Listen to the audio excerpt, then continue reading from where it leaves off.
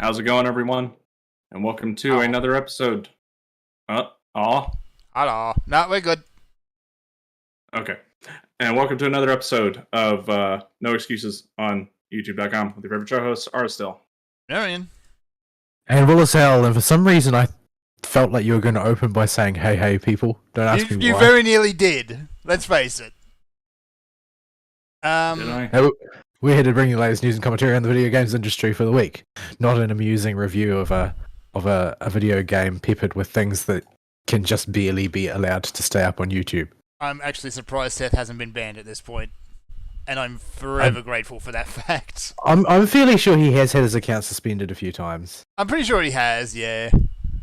Yeah. And he does have slightly racier versions of his videos that are only on his personal site that got taken down from YouTube for putting a toe over the line, etc. He's also got a hidden playlist that you can only view if your region is set to Afghanistan. Huh. I might have to try that. I saw Callum watching it when he did his Afghanistan trip. He talked about it. Anyway, yes, we're here to bring you the latest news and commentary on the video games industry for the week. But first of all, you can get involved with the show by sending us email at noexcusesvtw@gmail.com, or you can follow us on the Twitter at noexcusesvtw, or you can join us in our Discord server, which you can get to by clicking on the link that will be provided in the show description underneath the show archive on YouTube. Mills. Huh. I don't know why, but this airship is here, and I don't ever recall seeing it here. Outside Camp Dragonhead. Maybe it's part of this fate. Oh, the airship thing? You build that thing for the This isn't the Ixal one. Oh, that one? I don't know. I don't know which one you're talking about then. Yeah, I don't know.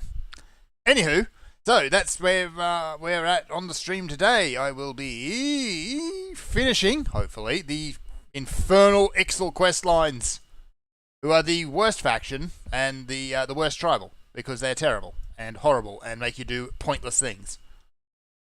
With dumb gloves on. With dumb gloves on. That I destroyed in joy when I was done, and then they were required for a fashion report. Yeah, but then you can just go and give them, 4 gil? And then you get Like the pleasure 100 of and destroying them something. all over again. Like, no matter what level of sort of profound crafting mastery you may reach on your adventures, you will never be able to quite have the skill to craft things without wearing those horrible Ixal gloves. Oops, I don't want that quest. That's Damel Darkhold hard mode, which apparently I haven't unlocked yet. But I also have absolutely no inclination to go and do Darkhold hard mode, because Darkhold is also terrible. Wait, there's a Darkhold hard mode? Yeah, there's a Darkhold heart. It sure it's not Ampedor Keep heart or something. And they're talking about Darkhold, so it could be.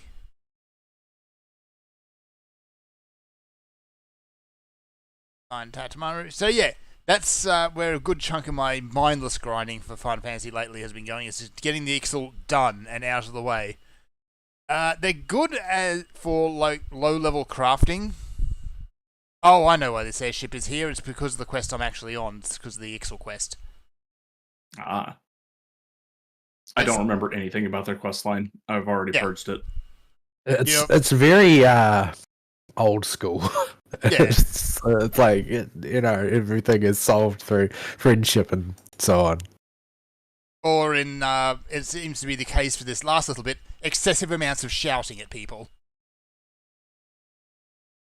So Ixal do seem to like their shouting. they do like their shouting, and that the one you're working with actually does have a fair potty mouth on him when he gets going. So, but yeah, their quests are just tedious. They send you so far to do something menial, and then you come straight back again. And Well, more importantly, they send you across a freaking zone boundary. yeah, they do. They send you out of the zone, and Mm-hmm. for the last phase, they're sending you all the way to Mordona. Which, I mean, Aetheryte exists, but that costs money. And yeah, having the requirement of wearing these stupid gloves that don't actually do anything whenever you're crafting for them is just pointless. It's just yuck. Get you fashion points. Get your fashion points. Now I've got to find this doob, and he's somewhere in the camp and has been given no indication as to where he might be. I'm just going to run through... Oh, there he is. I'm going to run through people's house on a giant chicken with bubbles. So yeah, unfortunately, because I've been on a bit of a work hell march lately, I haven't had a whole lot of time to accomplish much. But yeah, for a change, it's a good hell march. It's people actually getting holidays, and I will get my turn at some point of my choosing later on. Man, I wonder what that will feel like. Maybe one day I'll get to take a holiday. You should probably take a break, a month off, like just. I can't though because there's You literally can't. nobody who can do my job. Yeah, No. Literally nobody. Everybody is a junior except me. yeah. So it'll be a while before you get your part, your break. Kids, Yeah. if you're listening to this show, if you want to have a much more comfortable life, do not assume responsibility for things. It makes life way harder when you're the only person around that can get anything done. Well, I think that in the case of assuming responsibility for things, there are only two types of people who assume responsibility for things, and that's people who don't care about the responsibility and are just looking for the pay packet, and people who care too much about things getting done right to not take on something they know is bad for them. Yeah. Yeah, you and me fell into this camp. Uh-huh. And Yeah. you've got the added benefit of you took on corpo responsibility, so you get a whole mess of bureaucracy and all kinds of paperwork on top of it. Yeah, like, I don't mind paperwork. I'm not bad. I'm quite bad at administration. I'm not too bad at paperwork. You know, straight up paperwork. But it's not really that. It's the straitjacket, right? It's the corporate straitjacket. There are certain things that you can't do, even though it seems logical that you should be allowed to. Because there's some bean counter somewhere has to sign off at it, and a bean counter will never sign off on anything that costs money. It protects the beans. Like, none of them have ever heard the phrase, you have to spend money to make money. Yeah. You have to justify every expenditure to your counters of beans. And counters of beans are generally the stupidest people in the world. Well, it's not really that they're stupid in the strict sense. It's more that their mind is extremely narrow and focused only on one thing, which is making the columns match. Yeah. Yeah, they drive me nuts. I took over the bean counting at my job instead of in lieu of paperwork and junk. I have to do all the money management. That was one of the ones I decided to gobble up. Man, I thought I hated the government before. And this is why I eschew all responsibility of paperwork wherever possible. You cannot hate the government, you know. Anywho. So, yeah, I suppose we just dive straight into weeks, shall we? Yep. Incidentally, my character is wearing Crocs, so I might have to burn him at the stake now. So there's that. You can get Crocs in this game. Apparently, yes. I don't know where I found them. Maybe a low-level crafting quest reward, but they're bright red and they're Crocs, or at least close enough to it. Why have you done this? I didn't even notice what sort of faux pas I was committing. I'm just watching a potato rant rave for a bit. So, yeah, as far as Final Fantasy goes, haven't done a whole lot, unfortunately. It's just been, log in whenever I get a chance to and just grind beast tribes, really. I have done a bit of work on my house. I've actually done the, the infrastructure, I guess you could call it, for my basement area. Now I just got to furnish the thing. And I think step one might be to find the biggest TV I can possibly be put in there. You have to make a TV. Yeah, I got to find a proper TV. Like, you got the I forget what they're called. They're kind of a diorama window box, which look really, really cool, but they're also stupidly big. Yeah, the Planescape things. Those are Abo's got one in his upstairs with the idle stage he's working on. Nice. But Yeah, those aren't quite fit to task. There's another way to do them Oh wait. by putting a poster inside of a frame and wedging a stand underneath it. And you can kind of make a TV like that, yeah. That involves a lot of finagling, though. It also inevitably involves The mod. the Moonfire. Well, that as well. You absolutely need the mod. Yeah. But it also involves the Moonfire Fair poster. Because it's the perfect size? No, because it has cat girls in bikinis on it. Oh, of course. There's a few hood posters that'll work for that, but none of the other ones have cat girls in bikinis, so... Yeah, it has very wet cat girls in bikinis splashing around in the ocean and having a good time. You're making this sound most indecent, sir. It is when you hear people describe it. Yep. Yes, it is. Well, this game's full of degenerates anyway. This is true. I mean, We could go spend 5 minutes in Limsa. You've got Club Lust up the road there, too. They say they're opening soon. Abo better get ready. Yeah. Maybe I'll show up there wearing nothing but the 2B stockings and see what they say. They would probably accept you with open arms. I'm not sure I want to be... into the fold as one of their number. A fellow Lustite. Yeah, I'm not sure I want to be any part of club that would have me like that. Ah, the evil chickens are back. Chickens? Chickens. Well, they're not really chickens. The Ixali are only chickens in the loosest sense. They're plucked chickens. They are. As far as gaming goes, I haven't had a whole lot of real energy, I suppose, to do much gaming because basically get home from work and I'm completely brain dead. So I went looking for something that was comfy and brainless. And I ended up picking up Gas Station Simulator of all things because it was cheap. You I like how in the modern world we have video games where we do the most menial of jobs in order to relax from doing menial jobs. Yeah.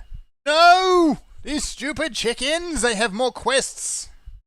You're needy chickens!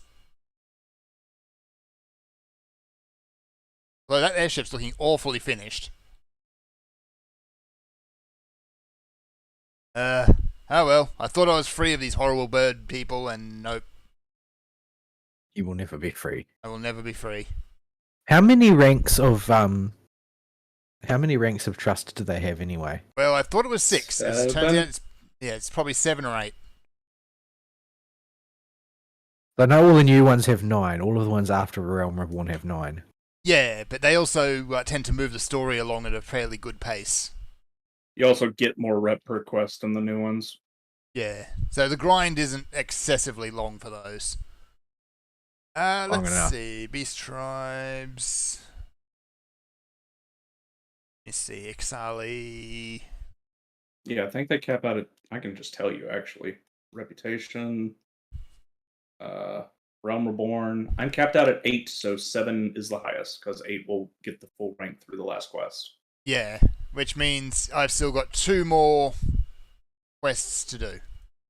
And that means a lot more grinding. A lot more glove wearing. Lot more glove wearing. I can't burn them yet. Anyway, Gas Station Simulator. Basically, it's a game where you buy a... I'm not even going to call it a gas station. It's a landfill that in the middle of the desert, somewhere along the coast-to-coast route in the States. Somewhere on like Route 66, middle of nowhere. It is particularly Route 66. Desert Arizona. Yep. Yeah. With California cops and Elvis ghosts. So when it says which state are you in, you just say yes. There is a city that you can see on the horizon, but yeah, you're in the middle of nowhere. You're constantly being bombarded by dust storms and all that sort of stuff. You're overseen by your uncle, who starts off being really, really nice and like, hey, you need this to get started. Here's this, here's that works, so on, so on, so on. By the way, now you owe me all this money. I'm sending a guy around to break your kneecaps. Nice guy. Yeah. Sounds He's reasonable. the sort of guy with a large moustache, a large cigar, and a large hat. And a bolo tie. You know, that stereotype. So, okay. So you got a New York mobster for an uncle that's, And a southern drawl. yeah, that has conned you into running a gas station. Yeah. So basically, all you do is you serve your customers. You have to run around, you run the till, then you run outside to pump gas because people can't do it on their own because these are these old fire hydrant pumps. Those horrible old things, which it's amazing that it still works. Incidentally, the answer to what year is it is also yes. I see. So the numbers are mechanical tickers? No, but you can do a lot of your like order work and product online, but the cars are also like 60s era. Oh, so you got like Lincoln Impalas or whatever. Yeah, that kind of thing. Showing up, but you're running maybe you're just in a very vintage area. Maybe like yeah, you've got 60s era cars and maybe like 20s era fuel pumps, and it's just a big old hodgepodge. But it's for something that seems so tedious, I'm actually thoroughly enjoying it. And there's an interesting little story that goes through it as well, where you're dealing with said Uncle Gangster. And yeah, as you go, you basically build it up, you repair the place so it doesn't look like it'll give it tetanus just for looking at it. You never do get rid of the little bratty kid who keeps coming around and spray painting your walls, though. You can, however, throw sharp things at him. And you're told to do that. I mean, makes sense to me. Yeah. Who's going to stop you? I mean, half the time it's like you hear him laughing and running across the field, so you grab whatever's nearby, which more often than not is when I'm working at the warehouse. So I'll be throwing like old tires at him instead. And that's actually how you get him. If you hit him 3 times, he'll run away. And if you hit him while he's spray painting, he'll interrupt it and not actually spray paint it. Well, while he appears to come back. Yeah, you never actually do anything with him. Like, I mean, phones exist. You could call his parents, but no. Just throw things at this kid. Well, you said there's California police out there, but California police are notorious for how useless they are. The police are so useless that you can just stand around in the middle of the parking lot and pop open people's boots and steal their stuff, and they don't do anything. Cops they'll probably help you if they're California cops in the middle of the desert. Yeah, they don't do anything even if you're stealing from their car unless you set off the car alarm. Then they get angry at you. But only because I think you set the car alarm off. But yeah, as far as just a fun, interesting little time killer goes, where you kind of fall into a rhythm, it's not bad. But yeah, the tedious task simulator seems to be kind of the thing now. I admit I liked Power Wash Simulator more than I probably should have, that anyone really should have. Talk about a game made for streamers. I know, so right? So this game was definitely designed so that you can yak while you play it. Yeah. Incidentally, they've just put out a content patch for it, which is Final Fantasy VII crossover. So you power wash the first boss. The game was also made so that streamers can get caught drawing dicks in the replay, like Gura did. Yeah, like pretty much everyone did. I mean, it was going to happen. It was going to happen. Anyway, what are we going to do on the stream? So after I finish this fate for my book, we can go to treasure maps.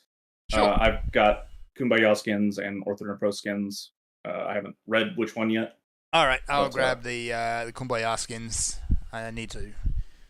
I don't have any Kumbaya skins right now. I've got one. I've got one Ophir Taurus in my character's head, and I've got 2 stashed, but I don't have any Kumbaya skins right now. I have to go back to the city to buy them. Yeah. Well, also, I've done up my Summoner Glamour, which is ridiculous, but I can't wear it yet because I need to be level 71 to wear it. At least this week, we don't have much news to talk about while we're doing the boss maps. Admittedly, we don't have a whole lot in the way of weeks either. Yeah. It's just I think it's that particular phase of both the year and our respective career positions. Yeah. Yeah. Like, About the only thing I could do is... There's been a bunch of interesting games that have been coming out. Like, I want to sit down and play Wild Hearts once they fix it. I want to sit down and play Like a Dragon Ishin and pretend to be a member of the Shinsengumi. Also, Majima is there for some reason. Don't ask questions.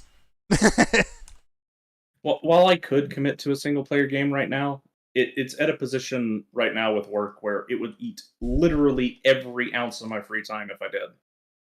And I would not be able to do anything else and would have to engage with it the whole time. Yep. Oops, I need to get some money I've burned all. Whoops. I need to stuff this map inside my chicken. And I'll do my pictures while I'm at it, because they're giving me a lot of green stuff, which I'm turning into company seals.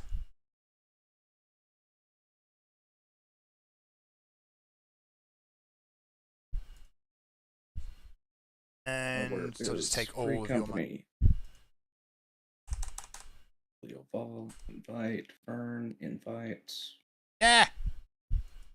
Too many windows. No! Damn. Oh, did me sending you the invite? Lol.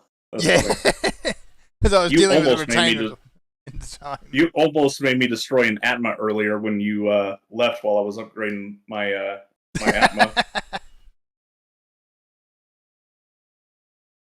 Yeah, I've just got my retainers doing the 1 hour quests at the moment, because you can just send them out. They'll level up fairly quick, and you don't need to worry about their gear. Yeah, you can also get venture coffers back from quick explorations. Yeah. I keep forgetting those exist, to be honest. Yeah, and the venture coffers can have two jet black dyes in them, or any of the green dyes, any of the green tier dyes. But if you get jet black, that's almost 1 million gil. Yeah, Just that is 1 from a million gil random last quick I venture. looked. Yeah. Yeesh. And you get so many ventures that if you're online and you're actively doing stuff, that you can come back and keep checking the event, your retainers. It's the way to go. Well, the quick ventures will also pay for themselves in ventures if you turn all the crap you get in for seals. Yep. You'll have more than enough seals to buy however many ventures you want. All of the ventures. This one goes into the chicken.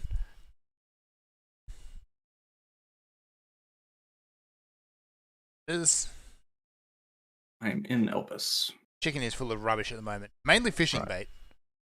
Let's see. Where's my treasure, mate? One's in Garlemald. I haven't read my maps yet. But Mine is right near the Ananorisis Aetheryte. Oh, that's convenient. I just sorted my inventory. Undo sort. It's a shame. I'd love to be able to bring my summoner and mooch XP, but I don't think that'll actually work. You need 90 for these Yeah. maps. So Sad. once Fern gets here, we'll have Fern dig. I'll go and pop my Elpis map as well, because I have one in my bag. Alright, so And where are we meeting? Elpis, the Aga no whatever. Agonamness? Ag. Ag. Oh, mine's on the other side of the city after we do this one. Oh, the little right. town we're right next to. I'm a traveler through time and space. There we go. Alright, I'm struggling to think of anything else I really did this week, but no, it's basically been running a gas station in the middle of nowhere. That's frankly it. It's been a very, very tough couple of weeks. So, I guess, Vol, what you been up to? Nothing. Nothing. Nothing. Yeah. Much as I said last week, it has been much the same this week. Everything is going terribly wrong. Not much is going right. People keep resigning and so on and so forth. It's not the lab manager's fault anymore. However, it's still a pain in the butt. We still need to hire more people. Still need to try and keep things working. We're hugely overloaded with juniors who can't really do much on their own right now. They need to be supervised constantly, lest they do something insane, and even when supervised, they often do something insane anyway. For the last time, don't drink the medium. Yeah. And hopefully it's not that stupid. I'm going through sort of like a second wave of what I experienced when I left academia and entered the real world and found out what the average other person was like. Now I'm in charge of the average other person, so I'm sort of like going through a relapse of that sort of experience of the things that seem like obvious, logical actions to take are not actions that anybody ever takes. And instead, they will either do nothing or just pick something entirely random and completely insane to do instead. So, yeah, things are not going that well, but there's nothing to do except push forward. And like, there's still their destination where everything is not terrible is still a place that can be arrived at. Like, there is a route to get there. It's just that there are caltrops along the road. Yeah. A lot of caltrops. Bits of it are missing. Yeah, it's not great. It's not great. My map's right over here. So, Yeah, you said they're juniors. When you say junior, it brings to mind the image of someone young. But how old are these juniors? Most of them are actually quite young. Like the last crop that I hired are all younger than me. They're like people who are out of university or have done maybe one job since university, type of thing. Yeah. So they're actually junior in the more conventional sense, as well as being like technically subordinate. I don't think we don't have very many sort of like people who've been brought in from outside who are like middle aged or whatever. Like I try and avoid hiring those people because the ones that have been hired in the past tend to be quite bad workers, because they've got an established set of priorities and those priorities do not overlap with doing your job properly in a lot of cases. They overlap with doing things the way they know how to do them already. Usually that would be a blessing, because that would mean at least things might still get done. The actual case is that they're usually with their kids. And so they're only thinking about going home on time, not finishing the work. Doesn't matter how much work gets done as far as they're concerned. So, yeah. You reach kind of a point in life where you just stop giving a shit. Yeah, well, I can't afford that. If you don't give a shit, you're going to get fired. End of story. Mm-hmm. I don't have time for that. I only have time for people who are going to be professional. Yeah. It's not an attitude that's compatible with pretty much anything. Yeah. Like this, I don't understand how people can, you know, sign a contract to work at a place and then just show up expecting not to have to do any work. But that seems to be the norm. So, yeah. Well, this seems to be a thing with the upcoming generation, and even into our generation a little bit, where they just don't want to show up to work and actually do work. They expect to be able to take it slow at their own pace, take however many breaks they want, and all that. No, your opinion does not matter. Your pace does not matter. Your feelings about the subject do not matter. What you've been told to do does matter, and you will do it, or you will look for another job. And it's like this at every workplace. There is no workplace that is not like this. If you notice the handful of workplaces where it is like that, that is to say, Twitter, Google, etc., are now sacking people en masse. Yeah. All those Uncanny Valley startups.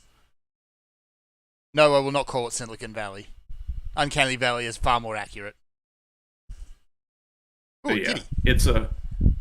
it's just kind of the, unfortunately, the way the kids think nowadays, and they don't seem to get shaken out of it very easily either. I've had reports of people that they hired this guy that's had several jobs before that just shows up and doesn't expect to work. Yeah. Like I've seen it all the time in when I was doing the retail work, and yeah, kids just they'd sign up for a job, and then one day, usually after 2 or 3 shifts, that was it. They're gone. Yeah, they just they don't they don't do what they're supposed to. Here for a job. Do the job. These people are buying your time. That's what the employment contract is. Yeah. Yeah, Like, people seem to have some sort of weird abstract idea about having a job that separates it in some way from a contract where there is give and take. They think that once you have a job, you're in sort of a state where you're entitled to certain things as opposed to having to earn them. So yeah, I don't know. That's the thing that has been sort of rough for me learning to manage people, is that people have such bizarre and unnatural psychology about the way the world works. Yeah, the work contract at its core is that you will give your time and your skill. They will give you money. That's how it works. And the one that's been really perplexing to me is people have very, very strange ideas about unpaid leave. And this is the problem with the big problem with particularly with hiring people who are in relationships. And I know it's not practical to discriminate en masse against people who happen to have a partner, but the bizarre thing is that when you have a second revenue stream such that in some sense showing up to work is sort of weirdly less important in a way, because you're not going to get $0 for that day because your partner will be at work or whatever, like then people don't have a normal psychology about unpaid leave. They think that unpaid leave is just something they can take. What they don't understand, and why they don't understand this is the thing that I don't understand, is that leave, like annual leave, is part of your compensation. Yeah. It's described as your compensation, it's budgeted for as your compensation, etc., etc. But in the case of unpaid leave, that's you asking your boss and your colleagues to do you a favor. It's not something you're entitled to. It's not something that you can earn, because you already got the leave that you're allowed to earn. When you agreed to come to work by signing your work contract, you are essentially agreeing to work all the time that you are not on days off or unpaid or paid leave. So unpaid leave is something special done as a favour for you when your colleagues have the capacity to handle the burden that you're placing on them by taking unpaid leave. And people don't seem to think like this. They think that they are entitled to take any day off that they want, and the paid leave is just those ones which they actually get paid for. And this is just such an insane way of looking at the world that I can't grasp why it is the norm. But it apparently is. Yeah, beats me. Yeah. I'm just letting my DPS cooldowns come back. Alright, I've got to wait for my cooldowns anyway, so... I'll push it in 10 seconds. Yeah. So...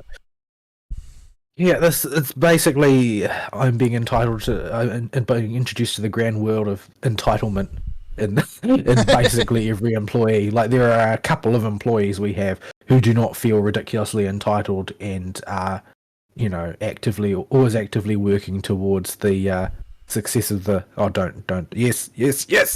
the always working towards the success of the place for the sake of everybody having a reasonable time at work. But what did this guy do again? What did this guy look for? I forget. He alternating circles, and he summons ads that drop the money coffers. Oh, right. So I'm actually going to sit on my DPS cooldowns until the ads spawn.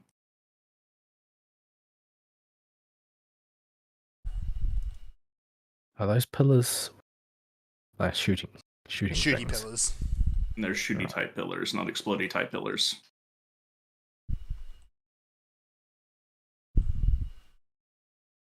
And I just completely flub mode. Oh well. You also flood the stack up marker. Also, I flubbed the stack up marker too.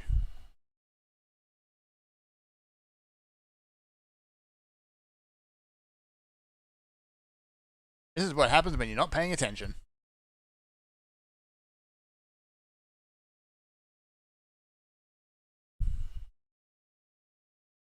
Coming in here was a mistake. Prioritize the gold fairies. I can't even see them. They're in there somewhere. I'm sorry to say. Oh, that's a lot of lasers. Hologram.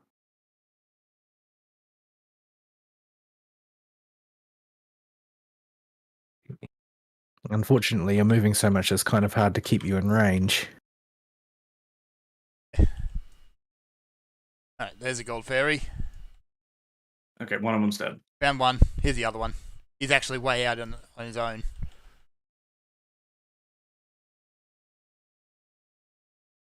Honestly, I've mostly just been furiously trying to stay out of AoEs and healing. Whoops, I missed. East! Oh no. Oh, good gravy. No! Oh no, don't get squished. That one. Okay. The ads are all dead. A lot of materia. There's a lot of materia.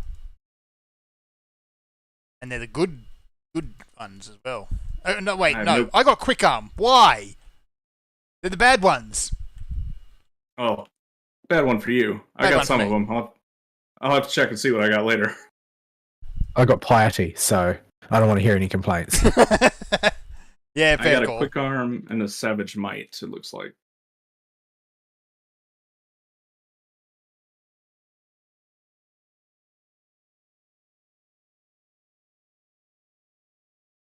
All right.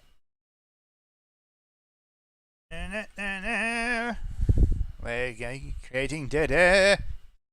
Yeah, well, I mean, we're focusing, or at least mostly focusing. Yeah, so they can enjoy us punching a tiger for a minute, because this one actually requires us to pay attention a little bit. Just a little. But yeah, I think we're back in the loop of mechanics now, so I think we're okay. Yeah. He's also almost dead. He is just on dead. But yeah, so for me, my time has been, it basically continues to be taken up by work concerns. I wish I could leave them at work, but unfortunately, that's sort of contraindicated by my circumstances right now. But yeah, so I put down on the roster that I would be taking a day of leave on this Tuesday, but I think the reality is that more likely I will just get called in anyway. Something will happen because something always happens which needs my presence, and when you have become the only repository for certain types of knowledge, you simply can't train people fast enough.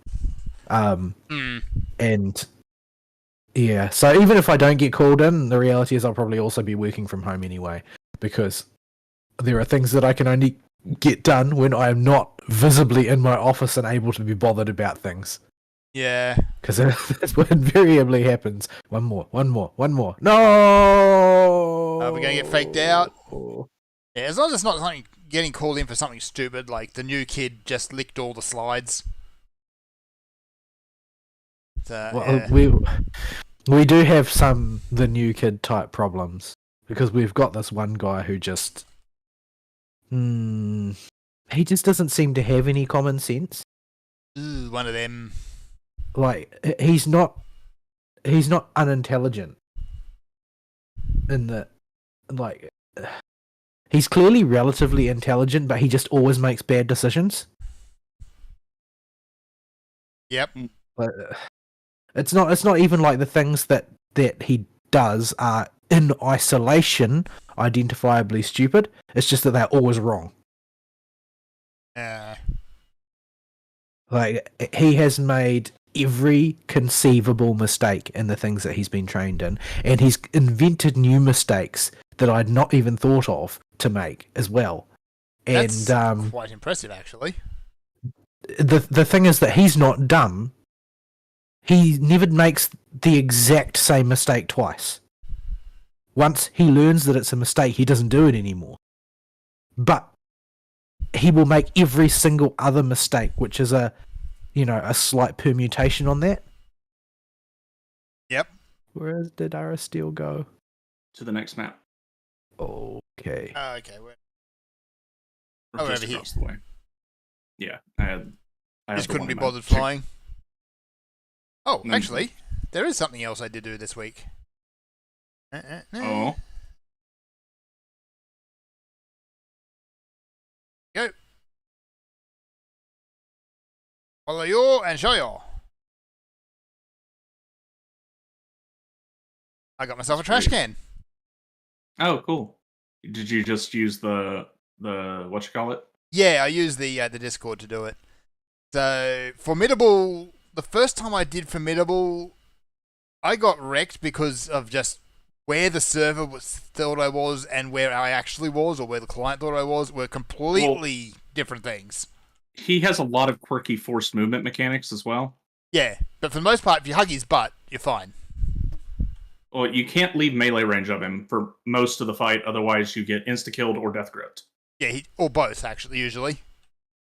Yeah, and then you drag a AoE on the raid. Yeah. It's you have to stay inside his hitbox for most of the fight, except for one mechanic where he throws a ball out somewhere and you need to go run to it. Yeah, the trick is finding where the ball is before everything else explodes. Now, even after people have finished those fates, thankfully, you still find people on that Discord doing them on more active times because they give 86 bi-colored gemstones a pop. I didn't even look at that. But yeah, that is nuts compared to most fates, which give you, 12 at most? Yeah, so the big boss fates will give you 86. So what they'll do is, the way they do their bi-colored gemstone farming for the Orchestrion rolls and crap, is they'll just sit there on that Discord and wait for the big boys to pop, and they'll just do those, because it's way more gemstones per minute. Yeah. That makes a lot more sense. Which is good, I suppose, because you want to incentivize people to do those bosses whenever they're up. Yeah. Have you tried any of the other big boy fates, or just Formidable? I did Ixion as well, and actually got Ixion as well. Ixion is just easy. Yeah. Well, somebody has to have the item. Apparently, despite 70 plus people showing up, there have been scenarios where somebody just doesn't have the item. Nobody has the item. Nobody has the item. Yeah, I've actually been at fights like that.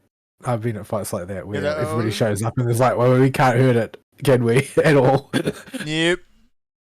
But if once somebody does have the item, he's fairly easy. It's just don't stand in the no-no zones and you're okay. Let's see, where's my Kumbaya skin? My Kumbaya And we did skin. Ki. Mine is right here. It was right here? Okay. We did Ki as well, but we got that on the show as well. I think there's still... Well, you guys got it on the show. I got my power cut out. You got power outed, yeah. I haven't been on at the times when Keys popped again, so I haven't had a chance to go back and finish that. He's usually popped on the weekends, because like the one in the Tempest, you have to do the entire fate chain before him to get him to pop. Yeah. Which isn't a bad slog, because those fates are fairly straightforward, but... But if you're just watching the Discord and have it set to alert you whenever a fate you need pops, you will not get the notification for Chi unless it's prime time. Yeah. Because nobody will be out in doing the fate.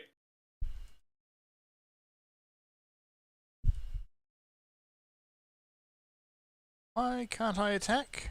Oh, there we go. Because that's their group. You can only hit ours. Oh, right. Yeah, this is trying to find one of ours in that. Look for the ones. Look with the ones with the little chest above the nameplate. Yeah. So much for good manners. Yeah, most people usually wait until the group before them finishes, but I've never seen a group wait. They will always crash in and just summon on top of you. Always. Yeah, and you end up with an awful mess. But yeah, you can't hit each other's targets, but you can still target them, and that's the problem. Yeah, this is particularly a problem with controller targeting, because we do bumper targeting for hostile enemies on controller, which means we hold down the trigger and we press left bumper to cycle left on our targets and right bumper to cycle right through targets based on our camera's position. So if you have a group of people that have summoned a whole bunch of enemies that are invulnerable, they're all just targets that you still each are targeting. Yeah, so not particularly helpful. Alright. That's all that. Are we going to get a portal? Portal? It's false chest, so he has to check. Oh, right. That's Yeah. me this time. Not portal. No portal. My Kumbaya skins Disappointment. in Thavnir. Alright, mine's in I'm Garlemald. I'm still in Elpis. Oh, he still has Oh, more. you're still here? Okay. Lead on. Okay. So yeah. Alright. I guess we'll just jump straight into your week, Ari.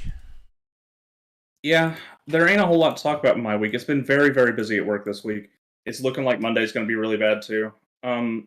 Nothing specific again. It's just I'm getting stuff set up for the mass quote season at the start of the year, Ah, yes. where it's going to be nearing summer, and the medium-sized jobs will all want quotes and a product they can get within a few months, and that usually starts around April. So I've just been doing prep work for that and trying to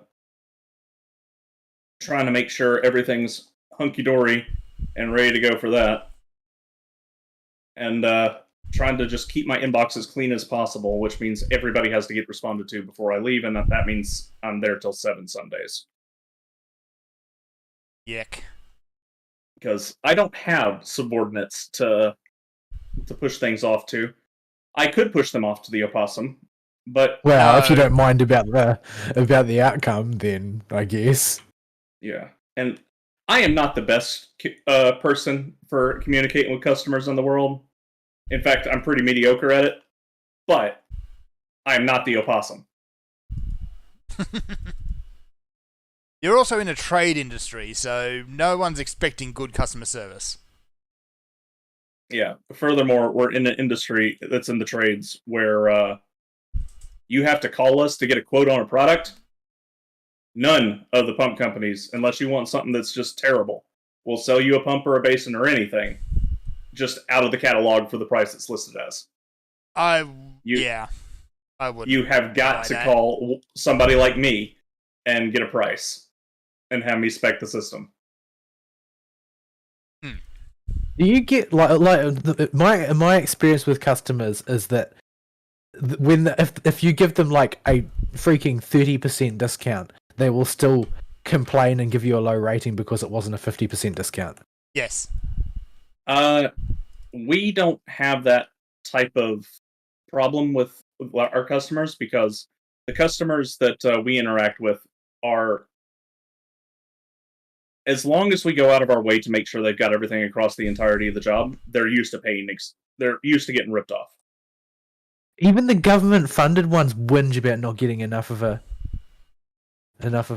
discount. It's like, it's not even your money. Why do you care? Yeah, we have a bit of that with government jobs where they'll be penny pinching, and we'll be like, but why? But why though? Yeah, and I already give them a usually my go-to markup right now, if for a normal customer, is 40 to 50% of my cost, because we don't make very many sales, but so the sales we got to make count. And if it's a government job, though, what I'll do is I'm marking that shit up list price easy. In fact, I might do list price plus 6% and just have them eat the surcharge too. Because I just do not care what the government thinks of my prices.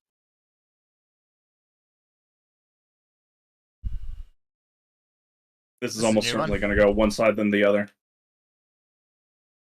Yeah, yep, there he goes.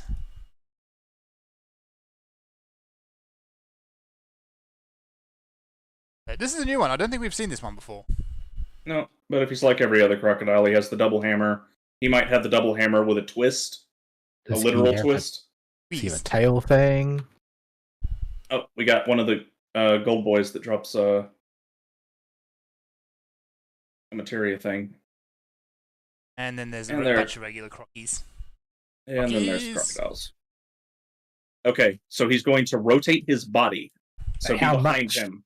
90 degrees. More than likely. Whoop, Oh, no, Okay. 180 Yeah, degrees. No, it's 90 degrees, Ah! but he will alternate the sides. No! No! Okay. Yeah, that's awkward. Okay, so he's like the hunt mark. I'm gonna try and at I haven't least done any hunting. None. 0. hang on. Let me just I sincerely doubt I can do this. But Do you have a phoenix down? Or should I? You can't. Why do you suggest that every time? You can't use Phoenix Downs in combat. Because I keep forgetting you can't use them in combat. But you've never used one in combat before. I know. Shut up. I got a company tonic. You can use those in combat. right now, the bigger thing Are you is doing a company feature? I do not have a company tonic on me. No. Okay, so I need to be in front of him because he's going to alternate the hand he smacks with. So then he's going to smack with his other hand, and then he's going to smack with his other hand. Okay, I get it. Okay, I can. Ugh. Not well Except for enough. the part, apparently. except for for the that. part where he does 4 of them. I thought he did 3. Okay. Nope, that's 4. Okay. I would have survived if he only did 3. I'm not going to stand up. 'Cause, yeah, that's Yeah. why.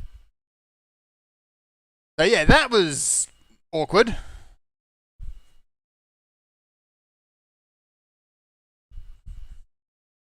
So that takes way too much spatial perception to be able to talk and do at the same time. Mm-hmm. Especially when you're not expecting it. Yeah, there's a hunt target somewhere in Elpis for the A rank trains that does the exact same thing and always kills people. You'll just watch half the raid drop dead. He only does it twice though. That one does it 4 times. Yeah. Ooh, hey, look out, boy. One time. All right, we done with these maps? Ready to go to? I'm gonna tap the rock and see if I get another one. You gotta tap it. What are you tapping the rock with? My mining pick. Oh yeah. I need to do Oh, this. This is where you mine the maps from. So Yeah. Oh, look. Chunky Ixions. Whole bunch of them. That's Yeah. a fate. One of these fates here has a bunch of goats in it that are just goats. The just regular goats. ass goats. And they hit they're the hardest hitting fate mobs I've encountered in a oh while. right, I remember when you were leveling your monk, we tried to mass pull them. That could have gone better. You got smushed. Yeah, they're just regular ass goats in Elpis, but they just hit like trains. You don't need to actually physically tap them, do you? No, can you just check them and check them in a circle. You don't have to mine them. Yeah, or pop your hidden skill. Sometimes it'll pop it up. Although the anite around here does suffer a little bit sometimes. Sometimes. My experience is usually below 100. You need a ton of it though for stuff, so somebody will usually buy out the market all at once. Yeah. Like But for yeah. what? Oh, just generic. You need anite whetstones for everything goldsmithing and a bunch of the other crafts related. And generic anite whetstones take the anite from here. I've been out here farming anite before because prices were up everywhere. Oh my goodness, this is like normally I'll come here and whichever node I tap first will be the one that has a map That's in it. usually how it goes. Anytime I'm actually doing treasure maps, that's not the case. Ever. Yeah. But I they had know. I had one map session where it went like 100 nodes before the map spawned. It drove me nuts. I was there for like 10 minutes checking nodes. Oh, I But can't actually tap anything like that yet. what you call it? The rest of my week. There was not a lot. I watched the dub of the Demon Slayer Entertainment arc. And watch, I mean I turned it on the other monitor and had it going while I was doing Oh other stuff. yeah. Because I wanted to see how they do with the dub for that show. I've forgotten the original, and Bryce Papenbrook as Inosuke doesn't work. He's not nearly shouty Why enough. would anybody think that it would work? How does he get cast in things? His dad has relations all over the VA industry, apparently. So he gets coattailed in and is now just an established dude that gets all the gigs that he wants. He's so bad. Yeah, there you He go. tries his best, but he is so bad at it. I just got Nofio Toro to map on the first tap, by the way. See, the thing is, voice acting is one of those things that you need to have a certain base level of talent for it. You can't just practice until you get good. And Papenbrook's one of them people that only has one voice. He's the JYB of the current generation. And that voice just doesn't... If all you got's one voice, you can only play characters that work with that one voice. And JYB just doesn't work for the boar-headed kid. Or not JYB, sorry. Papenbrook doesn't work for the boar-headed kid. Inosuke is one of those characters for whom the delivery will be very, very, very important for the character. Yeah. It's like that's the opposite of the sort of role. Like, just, you can pile all the extra roles on Papenbrook. That'd be fine. Don't give him a freaking headlining role. He can't perform. Yeah. Like giving a random guy from a television advert on network TV a role starring in a movie based on their previous work. Like, no. They haven't demonstrated any capacity to act. Yeah, it's he tries, and if he had a vocal range and any talent for making his voice not sound like Bryce Papenbrook all the time, he might work with the delivery he gives, but he just sounds like Bryce Papenbrook doing a terrible, silly voice. I'm definitely cursed today, so we'll do Fern's map and then move on. Alright, well, the map I've got popped is in Garlemald. The one can I decipher it? No. Nope. Not if you got one in your head. I've got a Kumbaya. Let's see where it is. Mine's in Thadmere, I think. Usually, when I go map hunting, I usually get it within maybe 5 taps. Okay, so we have Labyrinthos. So you said yours is in Garlemald, Fern? Yep. We'll do yours first. Alright. Because... But yeah, it just seems like even for some lead characters, you might be able to get away with Papenbrook. He does. Oh yeah, one because metric unit most of generic protagonist. Most lead characters are closer to the center of the bell curve in every respect. And they gave him some of the biggest lead positions from anime recently in dubs, and makes them near unlistable too, because he's Kirito in Sword Art Online, which works fine if he wasn't in so much other crap. And then Kirito from Sword Art Online is the type of protagonist who's meant to be incredibly bland. Yeah, so he works for that role, but it's still Papenbrook. I mean, Eren Yeager I don't think is a very good fit because Eren's a freaking psychopath. Yeah. Like, the fact that Eren is like comically mentally unstable as part of the character. So it's a stupid idea to give the role to him. Yeah. So Inosuke's voice acting in the dub was pretty bad. It's just hard to get over that it's Papenbrook's voice, and it doesn't fit the character at all. His delivery is actually okay, but it doesn't matter because he can't do a voice that matches that character. It's not a matter of whether his delivery is good or bad. It's about the fact is he cannot act. He is an actor. He cannot act. So that's him. The rest of the characters are all fine. Nothing to write home about, and no other ridiculous offenses. But yeah, caught up with the Entertainment District arc. I'd watched it subbed, but I had forgot what happened. So whenever the new season of that starts airing, I'll be able to pick it up and follow what's going on. Yeah, I'll need to actually pick up on Demon Slayer again, because I did enjoy it. It does have a definitive end. We know that, and it ended quite a while ago. I think now, like a year or something ago. Oh, and the Weird original for a manga? shonen. Yes! But I appreciate it to a certain extent. Yeah, so there's a shelf life here. I think we got only 2 more major arcs in the story when I looked at the number of arcs. One of them's one of them long runner arcs, it looks like, that ran for multiple volumes as the big finale arc. And, oh no, that one's been split in 2 on their count because it's so long. So we got 3 more arcs. And then the story's done. That's good. Maybe I'm forgetting one. Maybe, but I'm glad, actually. It's like a shonen that tells its story and then gets out of the way. It doesn't have an extra season tacked on at the end, which is completely unnecessary or something like that. Yeah, this has been my problem with anime in general for the last while, is I can get attached to all these characters and stories, but they're never going to finish. In fact, I'll be lucky to see the second part of their story. Yu Yu Hakusho finished? Yeah, and it should have finished way sooner. Yeah, should have. But yeah, I'm just so sick of that with TV shows, and why I don't watch much anime anymore in general. If more shows finished and I could watch it and fully consume the story and know what happens with everybody and see the product in total, I would have a lot less problem watching anime. No, you're going to get the first 3 volumes of a light novel series and like it. Yeah. Yeah.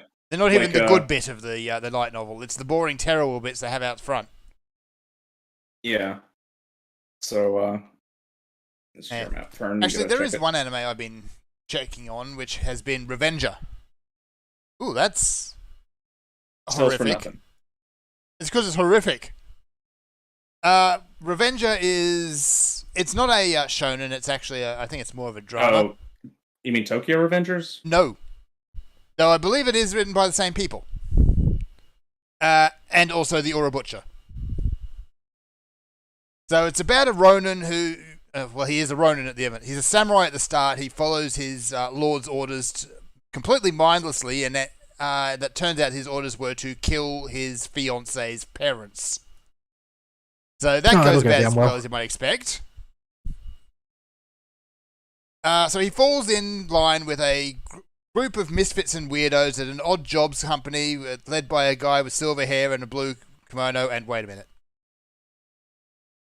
Yeah, not that one. This is a completely serious one. No, not Virgil, and not Gintoki either. Does he have a lawn chair, can of the white Monster Energy, and sunglasses? No, he has a piece of gold foil and a huge tattoo of the Virgin Mary. And he probably has the single most badass way of killing his targets ever, which he just basically sticks the foil very gently over people's face and then offers up a prayer while they suffocate. Oh, I don't know. I like Judgment Nut better. Judgment Nut is, yeah. So yeah, this is not meant to be a fun ride. It's pretty bleak. But where it really shines is when on their various missions, essentially they're Revengers, they take out contracts to enact revenge, basically. That's their whole deal.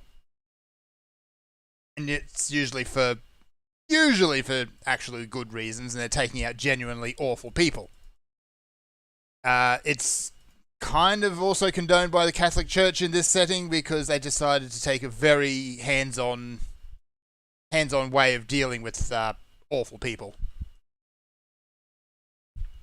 But yeah, where things really shine in this is when basically the assassinations are happening, and they've gone out of their way to make these things look both ridiculous and stylish. I see. Like the first time you see the archer actually attack anyone, he's pulls out his bow, which unfolds from this little thingy on his back. But the thing's got such a heavy draw on it that he basically has to flex so much his clothes burst off. And he can then shoot a river gondola that will so hard with one arrow that makes the whole thing fly up in the air and flip upside down. It's completely ridiculous. Yeah. In the first episode or second episode, you see someone killed with a kite. Yes, it's with the kite string, but it's attached to a regular ass kite. I see.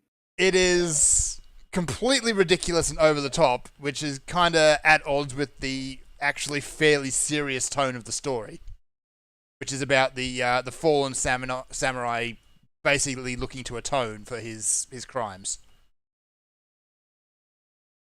His first step of atonement is, of course, to go and murder the ever-loving crap out of his original master. Aha! I saved all my DPS cooldowns just in case. Because bunnies! So yeah, I actually highly recommend Revengers. It is actually really good. And yeah, not Tokyo Revengers, because it is not the same people. Well, it's not the same anime. It is the same people. And yeah, of course, the Urabucha, which means basically everyone is probably going to die in the end.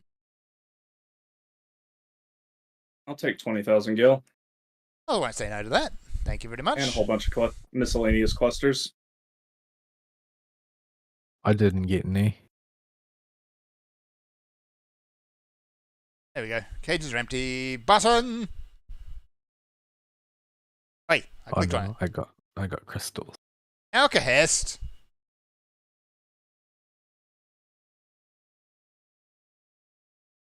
Alright, we're going to make it all the way through to the end. So yeah, I watched that, and I watched this while I was cleaning up my relic weapon for Realm Reborn that I had started way forever ago. Are we gonna get trolled? No, I don't think so. Nah, not trolled. But yeah, mine's in Thavnir. Okay, we can go to Thavnir. Oh, actually, I'll read mine first. Yeah, see if yours is on the moon or in Garlemald. We'll do that one if it's not. Or if it is, rather. Yeah. And then, let's see. I had gotten to the book step originally and just kind of left it there. And finished that up this week. The books were the worst part. But I don't know how people did this without data center travel. Or not data center travel. Ultima Thule. So let's go to Thavnir. Yeah, to Thavnir. I'm not sure this is the right Thavnir teleport. I'll have to check the map. In a moment. But what you call it? I've got to take a call from work. Oh, Hold no. on. BRB, everybody. Well, while Vol's doing that, the relic weapon, for those that don't know, for a Realm Reborn, it's more. What's a good word for this? It's not just collect materials and accept the quest and then turn in the materials once you get them, or if you already have them, turn them in. No. It is very fragmented. You have to do each piece as you get to it, and each piece will be its own unique grind. The first part ain't that bad. It's a regular do a quest, and it will have multiple objectives. And in this quest, those objectives will be, go kill X dudes, then run a dungeon, then talk to the lady after you run the dungeon, and then bring it back. And go get this one random piece of gear and cram two of a specific material type into it, and then turn that in, and then you get your base weapon. And then go kill 21 beast enemies with that weapon, and then do 2 specific trials. Do all the hard trials once, and then you're done. Doesn't take very long. That sounds like a lot of steps, but it only takes about 20, 30 minutes. The next part is a little more obnoxious, and you can actually do this grind ahead of time, I found out. For all of the weapons, which is what I was doing this week. Or doing today, actually. Today and yesterday. You need to go to 12 Realm Reborn zones, and each one of those 12 zones that are marked in the quest, or marked on the website rather, will have a Atma assigned to it. They're Atmas of all the 12 deities or whatever. So you got outer, upper, middle, and western and lower Lenoska, eastern, central, western, and southern Thanalan, and northeast and central Shroud. And each of those zones has its own unique Atma. And you have a 25% chance, if you have a weapon at this tier of the quest equipped when you complete it to get an Atma. Any fate. It does not matter how easy or hard that fate is. It doesn't matter if you're in a group or not. It doesn't matter how many people have scaled the fate. It just matters that you complete the fate. And you have a 25% chance to get the Atma for that zone. You need one from each of those 12 zones to get one weapon. Now, if you're insane, like I am, you can get all 10 from a zone and then move on to the next one. Or rather, after I completed the first relic weapon, on my next one that I was working on, I kidnapped Dabo and drug him around to all 12 zones until I got 9 of every Atma. And he had a relic weapon equipped too. So whenever one of us would finish a zone, we would just move on to the next one. And the person that didn't finish would come back and finish it on their own later. Because of the 25% is quite random when it comes to those things. So yeah. Got that done. And now I have all my Atmas sitting in my Chocobo saddlebag. I have 7 of each type now. I turned in 2 sets today and had 1 turned in from the original weapon. And that part ain't that bad of a grind these days with the 25% drop rate. It used to be way worse, somewhere 1 or 2%. It was bad. Yeah, and sometime in, I think, Stormblood, they upped it, and they might have upped it again after that. Yeah. So that grind's not too bad. And I've done that all at once, so if I do the intro step, I could have every Realm Reborn relic at the Atma stage at least. So this will get you to what I think is the worst part of the grind, the books step. There are 9 books, and the way you turn them in the interface for them is old and clunky. What you have to do is you have to go to a girl in Mordona and talk to her and go to the book exchange and pick the stat you want. And as long as you've got the weapon equipped, she will have a list of books for you, or she'll have a list of stats for you and give you an appropriate book for the stat for that weapon. There are 9 books, and you need to finish all the books before you can upgrade to the next step. Inside of each book, you have 3 fates that you have to do with the weapon equipped. This is the hardest part of them. 3 dungeons that you have to do with the weapon equipped. 10 sets of 3 enemies scattered all around the Realm Reborn zones that you just need to kill with the weapon equipped. This isn't that bad. And 3 leave quests you have to do with the weapon equipped. Oh. Now, the dungeons can take about 20 minutes per book. If you're doing them unsynced, you basically just have the travel time between start of dungeon and end of dungeon. That's not too bad. The enemies aren't that bad. They die all in one hit, and you're doing all this at max level anyway. By the time you're doing a relic weapon grind for expansions ago anyway, so not that big of a deal. The hard part is the fates, and I don't know how people did this before you could transfer within your data center just at an Aetheryte. Because some of these fates take forever to spawn and are in highly congested fate areas where the timers just take forever to take down. Oh yeah, I can answer that. Nobody does anything. Yeah, I can answer that because I actually attempted it. It involves just sitting around.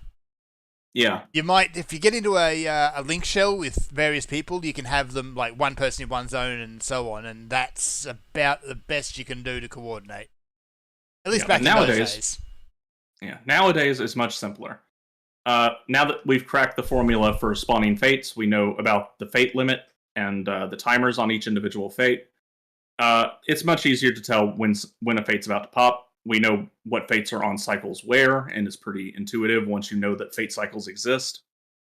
And you can just, if your fate ain't up, you can just check all the other servers on your data center in like 2 seconds.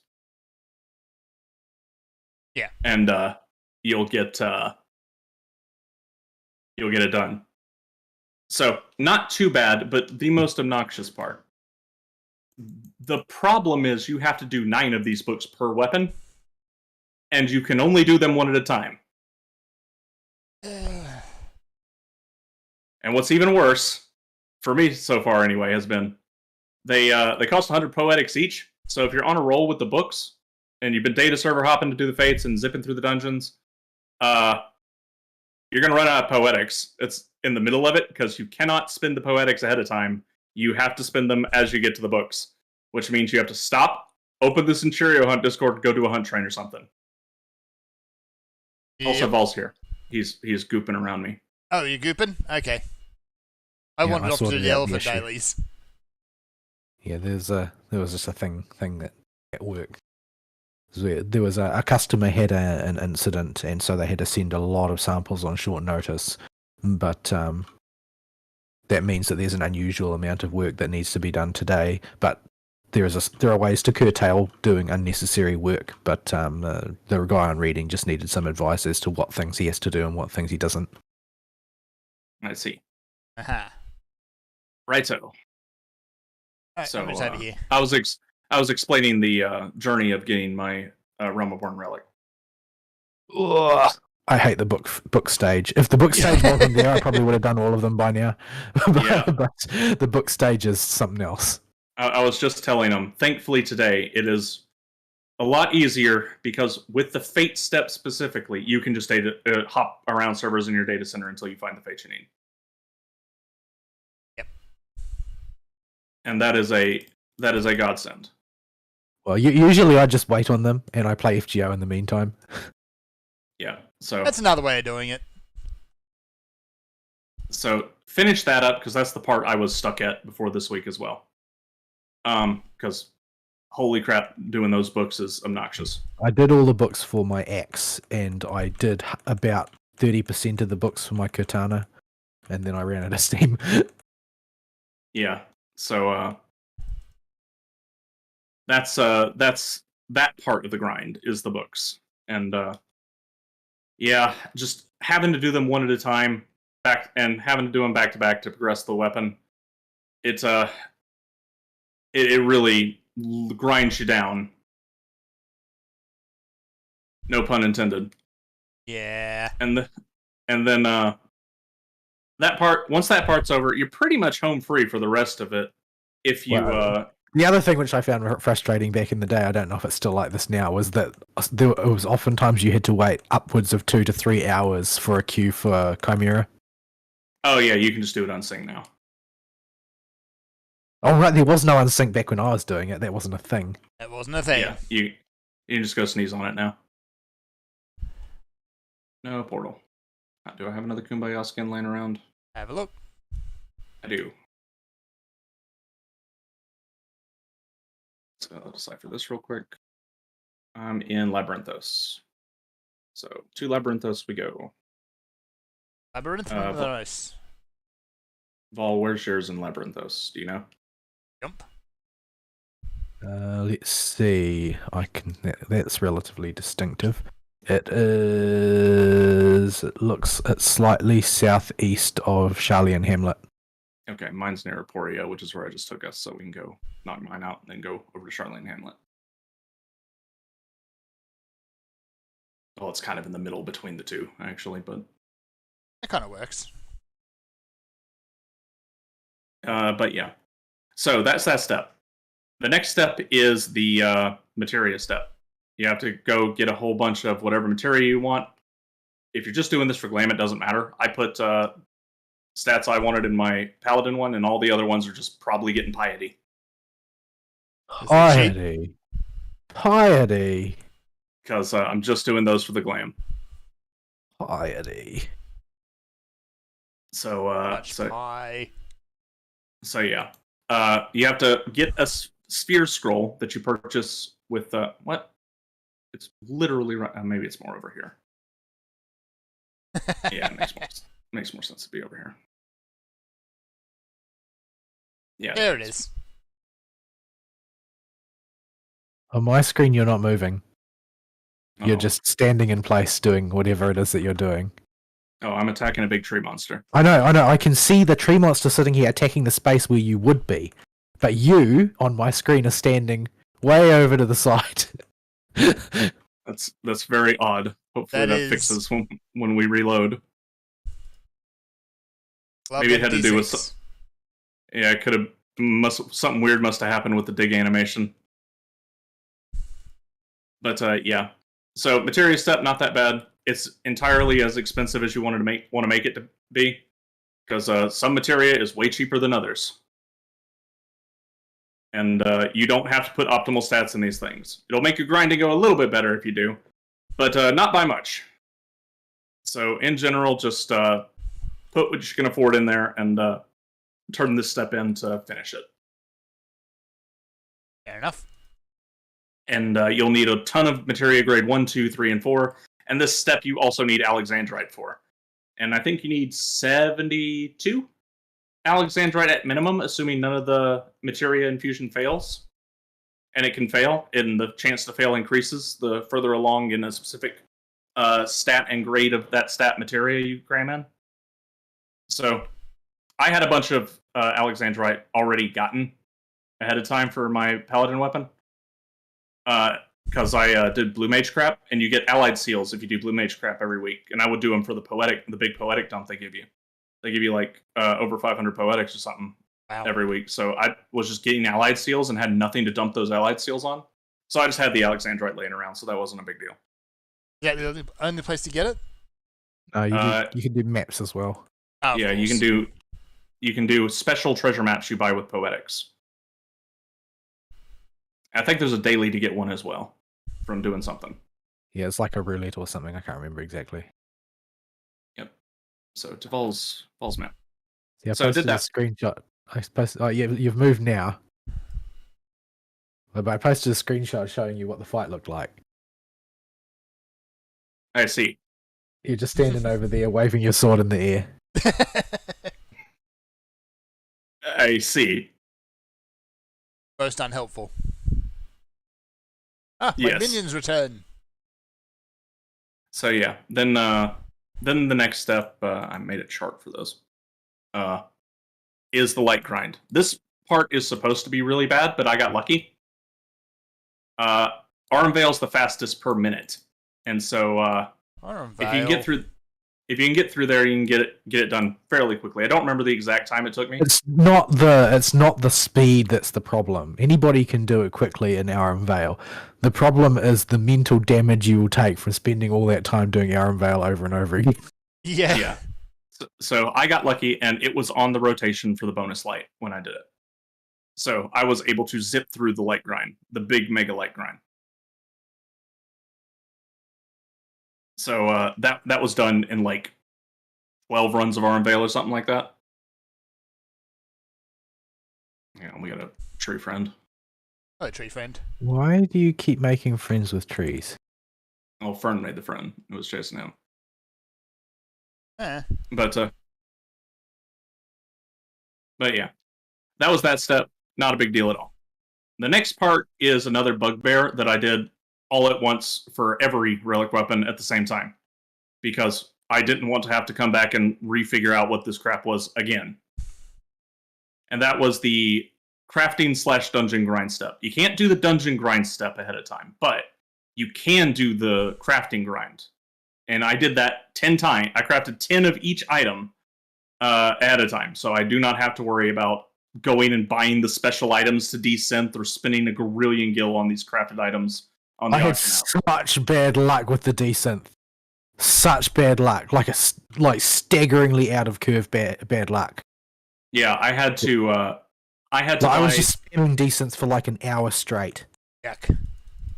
Yeah, I was. I probably desynthed about 100 of every item to get 10 of each one. 100 would be significantly better than what I experienced. Yeah, so I got the first, like, most of them really, really fast, like disproportionately fast, and then the rest of them I was just stuck. I'd been at it forever.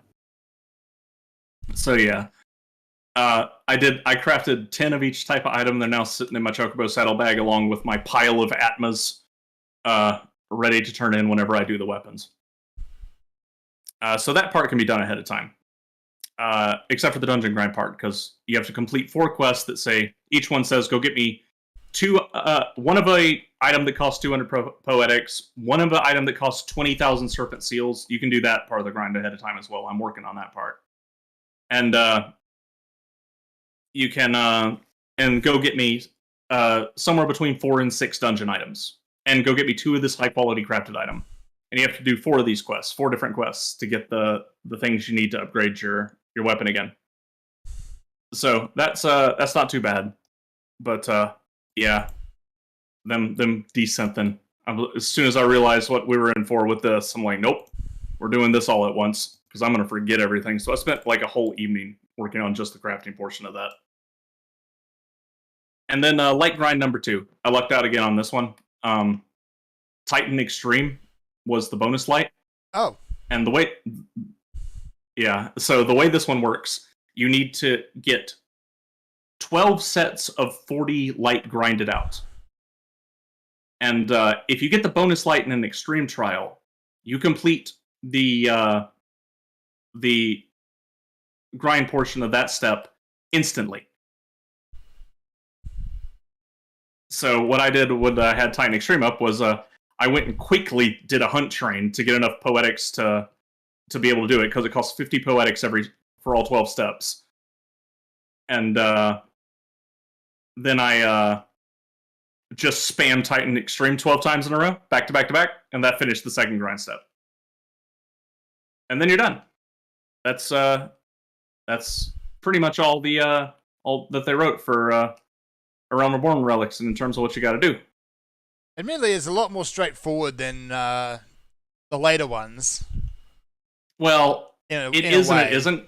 Yeah. The interface itself makes it more obtuse than any of the later ones, because there is no quest directing you where to go for subsequent ones. There's no clearly laid out markers for NPCs on who to talk to.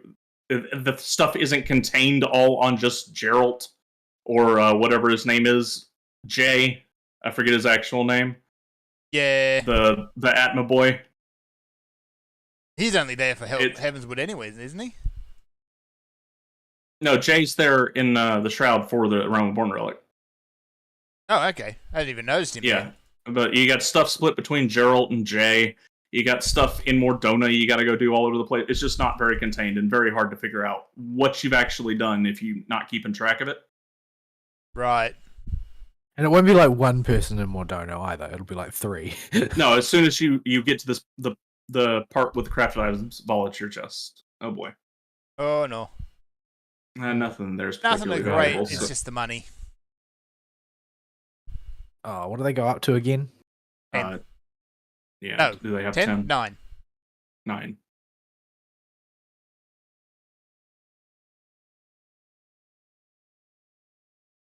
Eh? But yeah. While Paul's doing that, I'll just keep going, I guess. Oh man. Oof. What feels lucky? Ugh. Neither of them feel particularly lucky to me. Yeah. Flip a coin, I guess. So I'll go high this time. Oh. But yeah. So Mordona will just be filled with repeatable quests that give you crap that for the relic weapon after you do this once, and they just take up the entirety of your minimap, and it drives me insane. I'm tempted to do every single relic weapon just to see if they go away. And well, we'll find out, I suppose, if they do. I was chronically unlucky. That was. So yeah, that was I was too tired after work to do anything other than something brainless like work on the Realm Reborn relic, because I'm almost done with the Heavensward relics. I've got one more to do, and I'm waiting on. We mean I'll never complete another one. I finally, after years and years of like 2 whole years of dumping crap into Umbrite, I finally got enough Umbrite to finish. It took 2 years and leveling every character to 90 to have enough Umbrite to finish. That's kind of nuts. Alright, in that case, it's well over time. We should take a break. Then come back with some news. Oh, yeah, what we do have anyway. Well, yeah. Here's some music, folks. We will be right back.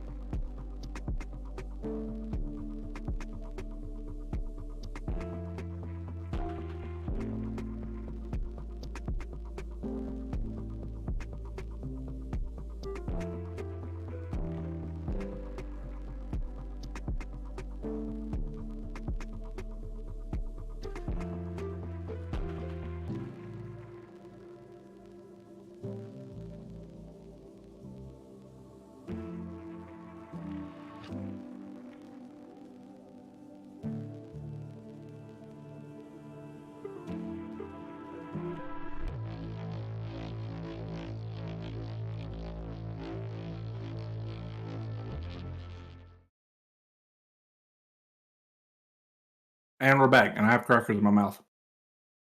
Crackers. Like, how to dehydrate your face in biscuit form. Yeah, I've had no food today, so I'm eating 3 packs of Ritz cheese crackers very quickly, so I have something in my stomach. Admit, those things are very Moorish. I love these things. They are delicious. Alright, more treasure! While we treasure, we shall news. Where should we start? Not a lot of news jumped out to me this week. There's a whole bunch of little things this week, and nothing big. What do we have posted in the show host channel? Alright, well, we got a little bit of good news, we got a little bit of bad news, and we got a little bit of meh. Actually, we got mostly meh.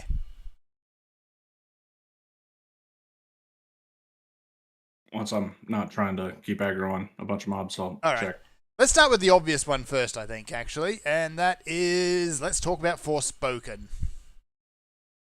Oh, that one. Yeah. So, Luminous Studio has been declared to die. Makes sense. They're getting shut down because their game was a flop, and Square Enix just said, you know what? No. Which one were they? They were like, They did. I don't remember which one they were part of originally, but Creative Games Unit 2, I believe. 2. Number 2. So, But, I fortunately, mean, they've never had a successful project, though, have they? they did Final Fantasy 15, which was, years late and completely not what it originally was It supposed wasn't to be. years late; it was decades late. It was decades late. It took them. It did take them about 10 years to get it out there, didn't they?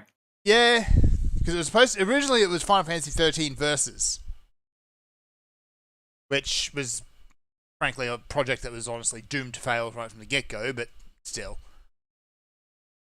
But they knew it made this shiny new engine and all that, and then they ended up spinning it off into Final Fantasy 15, which is about a boy band going on tour. Featuring the Spice Girls. Featuring the Spice Girls. And not the good Spice Girls with Yuna in it. More importantly, nothing in that game makes any sense. And Nothing I'm not just talking about the writing. I'm talking about like their design decisions make no sense. Most things are. It's sort of like just like, oh well, we've built all of these pieces of game. Let's just chuck them all in there together and sell them. Yeah. Yeah. You have a relatively clunky combat system that doesn't have very much interaction with the player. You have you got the whole drive around the big open world and during the daytime, and the hunt targets at nighttime. The weird food buffing system that's stupidly overpowered. Right, Toast. The way the side quests work in general, and how the mobs are so spread out, and how some side quests will take you into areas that are way above the level of whatever the heck side quest you're doing. All right. Now, that's just off the top of my head from memory. There was a lot more problems with the game, I'm positive. Yeah. And at the end of the day, it was a brand new engine, and yeah. Since then, 0 games have been launched for that engine. Until Forspoken. And from what I can gather, Forspoken's gone through a much similar process to what 15 did. It started life as something else completely, and went through revision after revision, and they didn't know what they did. Until ultimately, they just threw whatever at the wall and sold what stuck. I'm sure that it was originally a Final Fantasy game. Probably. It looks like a Final Fantasy game that has been repainted as something else, and for some reason race swapped all of the characters because that's important nowadays. So yeah, apparently. Ultimately, what you ended up with. Do while we talk. Yeah, we ended up with this admittedly rather pretty looking game, but writing was cringe. They tried to shoehorn in this kind of racial oppression thing, but forgot about it in about 5 minutes. It's not doing my map then. You had a map? Yeah, in Garlemald. Oh, Okay. right. I forgot. Garlemald and my other one's on the moon. I forgot y'all had more maps. Got more maps. I miscounted. And yeah, I picked up another Ophir Taurus one as well while we're at it. Okay, so we'll do that one last. I'll cram this in my chicken. chicken. And Oh my. So yeah, what else? Yeah, the gameplay was kind of meh. Apparently, you get all these different schools of magic. Except the last one you get like 5 minutes before the end of the game, and essentially they say, "Okay, the final boss is through that door. You can play around with it in this room." don't they just spawn you in a room with a bunch of EXP orbs to give you enough EXP to level up all the skills for it? Because Yep. there's not enough time left in the actual game? Yep, that's exactly what they do. That sounds well planned. Yeah, I it's watched- like, we ran out of story watched and we still have the- this other stuff.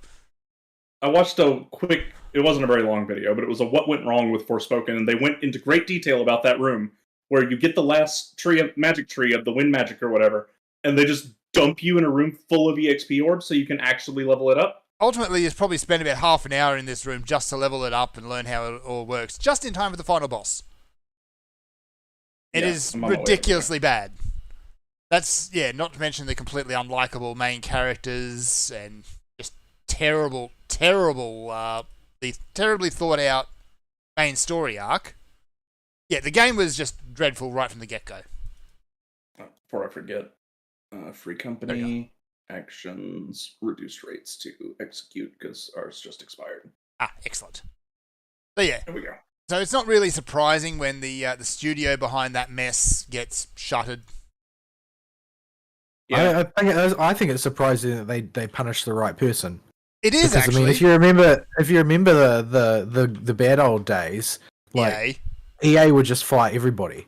Yeah, they take the whole studio out behind the shed. But in this time, they've shuttered the studio, but they've retained all the developers, because there's nothing wrong with the developers. They didn't screw the pooch. It's the absolute clown who was running the project who screwed up. Yeah. Did he get sacked? It's not really a matter of whether he got sacked or not. Like, he may or may not have gotten sacked. The important thing is he's not in charge of a studio anymore. Yeah.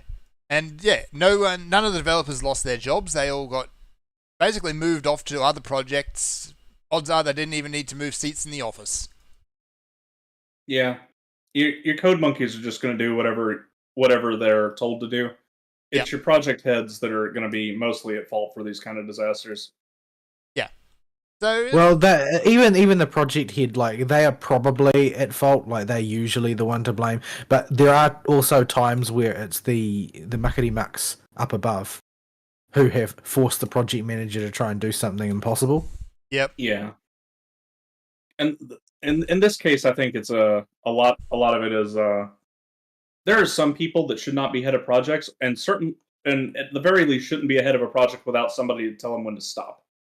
Yes, like you can have these people with the grand plans and everything, but you need someone to tie their feet to the ground. Yeah, somebody to give them a deadline. Chris Roberts, we're looking at you. I also feel like that Forspoken was a game that was made to justify the existence of the Luminous engine. It honestly feels that way, because they had this shiny new engine and they made one game with it.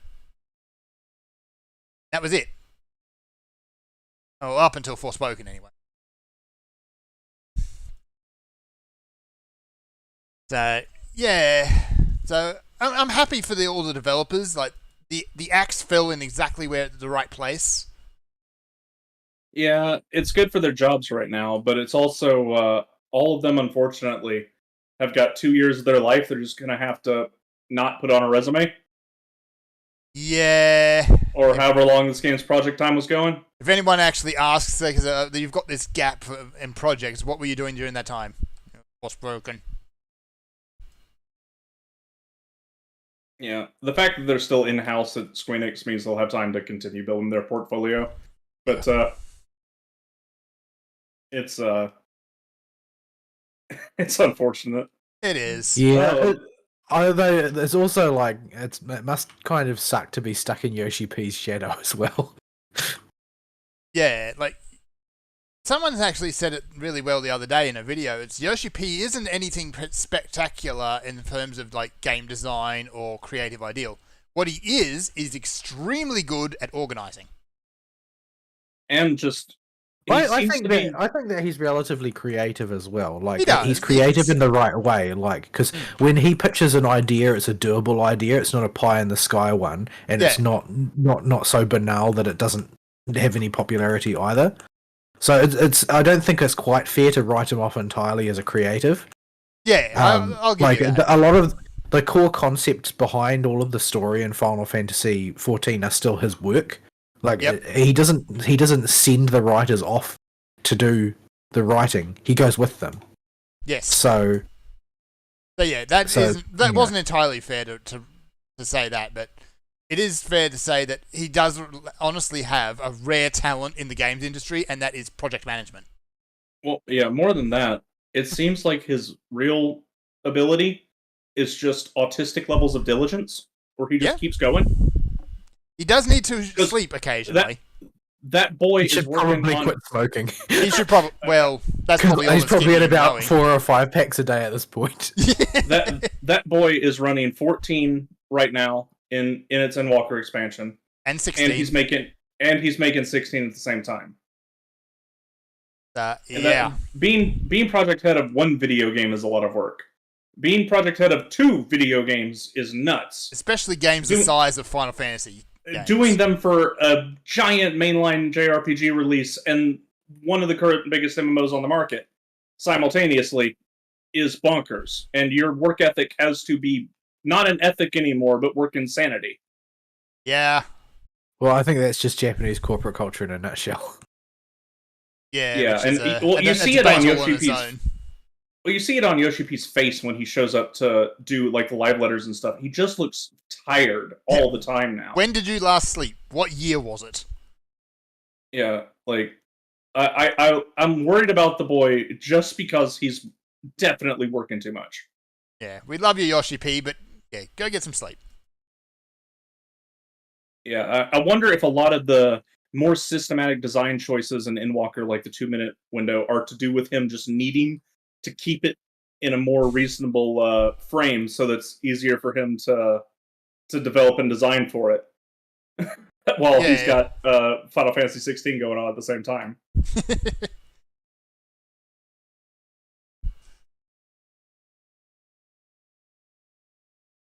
Alright, so that's that. Next is a bit of news I came across which is actually rather baffling. And that is The Outer Worlds is getting a remaster update. We got trolled. Wait, didn't that game just come out? It's been a few years. It came out in... Like, the thing's still on my Steam wishlist, I think. Yeah. It came out a few years ago. But it was... I mean, the game was fine, but it wasn't, like, great. Well, it sort of ran up against that thing where it wasn't like able to steal people away from, say, Skyrim. Yeah. And that's the kind of the demographic they were going for, was the Skyrim, the Fallout, and that sort of thing, because it had a lot of gameplay and thematic overlap. But partly because they also launched at the same time as The Outer Wilds, which confused basically everyone. But at the end of the day, it was just so much grey paste. It was good, but it wasn't great. And it didn't really have anything that defined it. Well, the thing is, in isolation, it might have been great. Like the reality is that the backdrop against which it appeared was not one that allowed it to look like it was good at whatever it was good at. It could only ever be the same. Yeah, and honestly, I played a good bit of it, and it's like everything that they did had been done better elsewhere. And this is actually it's Obsidian. They usually do really good work. I like their stuff. But yeah, I think they just had a bit of a miss on this hand. So it's kind of a little bit baffling that they're putting it out, but I guess I can see why they want to give it another chance. Yeah. So let me see. They still haven't had dates on here. What they're basically doing is they're giving the whole thing a fresh coat of paint, and they're adding a bunch of new content in it. Here it is. It came out in 2019. So yeah, better graphics, better performance, new prettiness. It'll make the game look nice and shiny. Increase the level cap, tweak the story, and yeah, add a bunch of new content. I didn't actually pay for this game the first time around because it came with Game Pass. So, well, if it's still on Game Pass, we'll see. Yeah, I think it's the one I've had sitting on my wish list forever, like at the bottom of it. Yeah. If it's in somebody's price range and something, just in case they need something. But I never went out of my way to think about it or actively. I got one more Kumbaya skin, just in my bags. I mean, it's just like, well, I could buy that game, or I could just install Skyrim again. Oh, mine's on the moon. Yeah. It's like, I could play Skyrim, I could play Fallout. I mean, this is basically Fallout in space. It's an inferior Fallout in space, more the point. Which is saying something considering Fallout 4. Well, yeah, Fallout 4 has a lot of other It's got special shoes. issues. It's got special shoes unique to Fallout 4 and Bethesda. Yeah, the bulk of the shoes of Fallout 4, though, you can point squarely at bad writing. And, you know, voice protagonist does not help. I can point to their gameplay systems a lot, too, where everything except for the bat system was a little clunky, and that game felt better in New Vegas. This is actually also true, yes. And that's the other big thing, is Fallout 4 was compared to New Vegas, and New Vegas just did everything better. And New Vegas was done by Obsidian. So, yeah. So, cool if they want to re-release it. I'll update the wish list. yeah. There's no word on this article. Well, if they discontinue the old one, it might update for you. Yeah, and that they've done that in the past with games where they've done a short re-release window. There's no word on this article as to whether or not they're going to do that, so we'll see. I hope they do, because I really wanted to like Outer World. It's got basically all the elements I love, but it just was kind of middle of the road. Yeah. That's what I heard about it, and I just, it's one of those games that, oh, somebody said this game's okay, and you stick it on your wish list and forget about it. Yeah. So we'll see. Next thing that was announced is at long freaking last anyway, the announcement I think has come a bit late, and that is the first DLC for Elden Ring.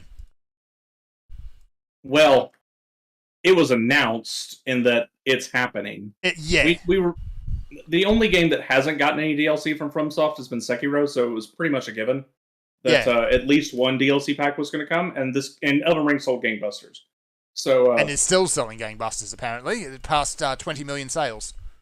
Yeah, so DLC doesn't surprise anybody, but you've already got the Dark Souls lore channels trying to speculate and write in 15-minute videos on that one image they released. Yeah, they have a special kind of autism. They do. They do. In fact, the most uprated comment on the reveal image is Iron Pineapple, one of the funnier Souls contributors. That says, "I swear to God, if Vaati does a 15-minute analysis on this video, I'm going to lose my mind." Did he? And yes, and Vaati screenshotted that part and stuck it in his video. Alrighty.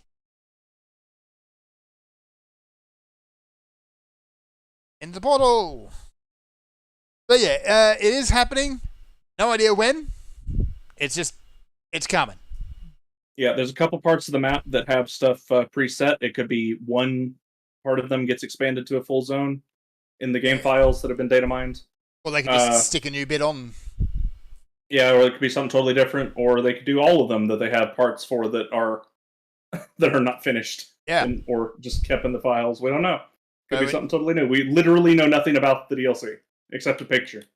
Which basically means I need to get off my butt and actually finish Elden Ring. And that means you're not going to start again. Yeah, here's the thing with Elden Ring. Finishing Elden Ring is where you decide to finish it. Or you decide you're bored with this build, you want to try something else. Yeah, you can do what I did and try and do as much of the game as you can over the course of 2 months. But it's going to take you forever, and it's probably going to take you even longer if you try to do everything. But you spent 2 months, but you actually did an outrageous amount of content in 2 months, like probably 5 or 6 times more than most people have time to do. Yeah, the game is enormous. It's ridiculous, actually, how much content they packed into it. The fact of the matter is, it's going to take you forever to get through everything if you want to explore every nook and cranny of that world. And and try and really get the most out of what they put together. Their Yeah. freaking loot table is bigger than most MMOs. Yeah. Yeah, and if you don't look up anything beforehand, or you don't know, in my case, because nothing was out yet, that this weapon you got, it may be trash or it may be great. You have no idea. I think that's half And the like fun ex- of Elden Ring, though, is just go in face first, don't look at any guides, and just find. There's a certain extra funness to early Souls games I found, for the few ones I've had the opportunity to play. When people don't know anything yet, and the game hasn't been patched yet, because in addition to that, every single FromSoft game has the added bonus feature of is the stat bugged or not? Oh, we're going full. This is a feature, not a bug, are we? I'm Yeah. starting to think it actually is. Somebody needs to roll in the loot. Not Get the button. more exciting fibers. I don't feel that excited. Received it. But yeah, this is you're in for a lot with the FromSoft game. Yeah. So there's Yeah. so much content I still haven't seen in Elden Ring, but I think I'm gonna have to start again so I can get back into the rhythm of it. Yeah, I don't think I made enough progress to worry about starting at the beginning. I'm still going to get teabagged by the first soldier I meet if I pick up my save again. Yeah, I made it I to about the halfway. I did somehow beat that asshole with the stick. Though Oh, all I did was I picked up that sword made of swords and then beat my face against him until he died. And then shortly after I built my new computer, Aristotle tells me that they dramatically buffed that sword that I was using. the sword made of swords, yes. Oh Yes. yeah, they buffed all colossal weapons in the colossal weapon kit class because they just weren't doing anywhere close to the amount of damage that they should be based on how slow they were. They were pretty underwhelming. Yeah, But Like I most- still killed that fatty with it. I didn't use whatever that thing is that you can use to make him weaker first either. Oh, his shackle. Yeah, I didn't know about the shackle. I didn't 'cause know played about the this game shackle day either. one. No, I heard about it from somebody after I killed him. Yeah, I didn't know about it until after I killed him either. So I used it. I basically I feel I did it in true Dark Souls fashion, which is to use an incredibly suboptimal weapon that needed to be patched to completely miss the special thing you're supposed to do to weaken the boss, and then just tanked him with my face until he fell over dead. Oh, you remember that blood boss that I was fighting? That Yes. you were watching me fight? You can use he has a shackle too, it turns out you can go get to make his fight easier.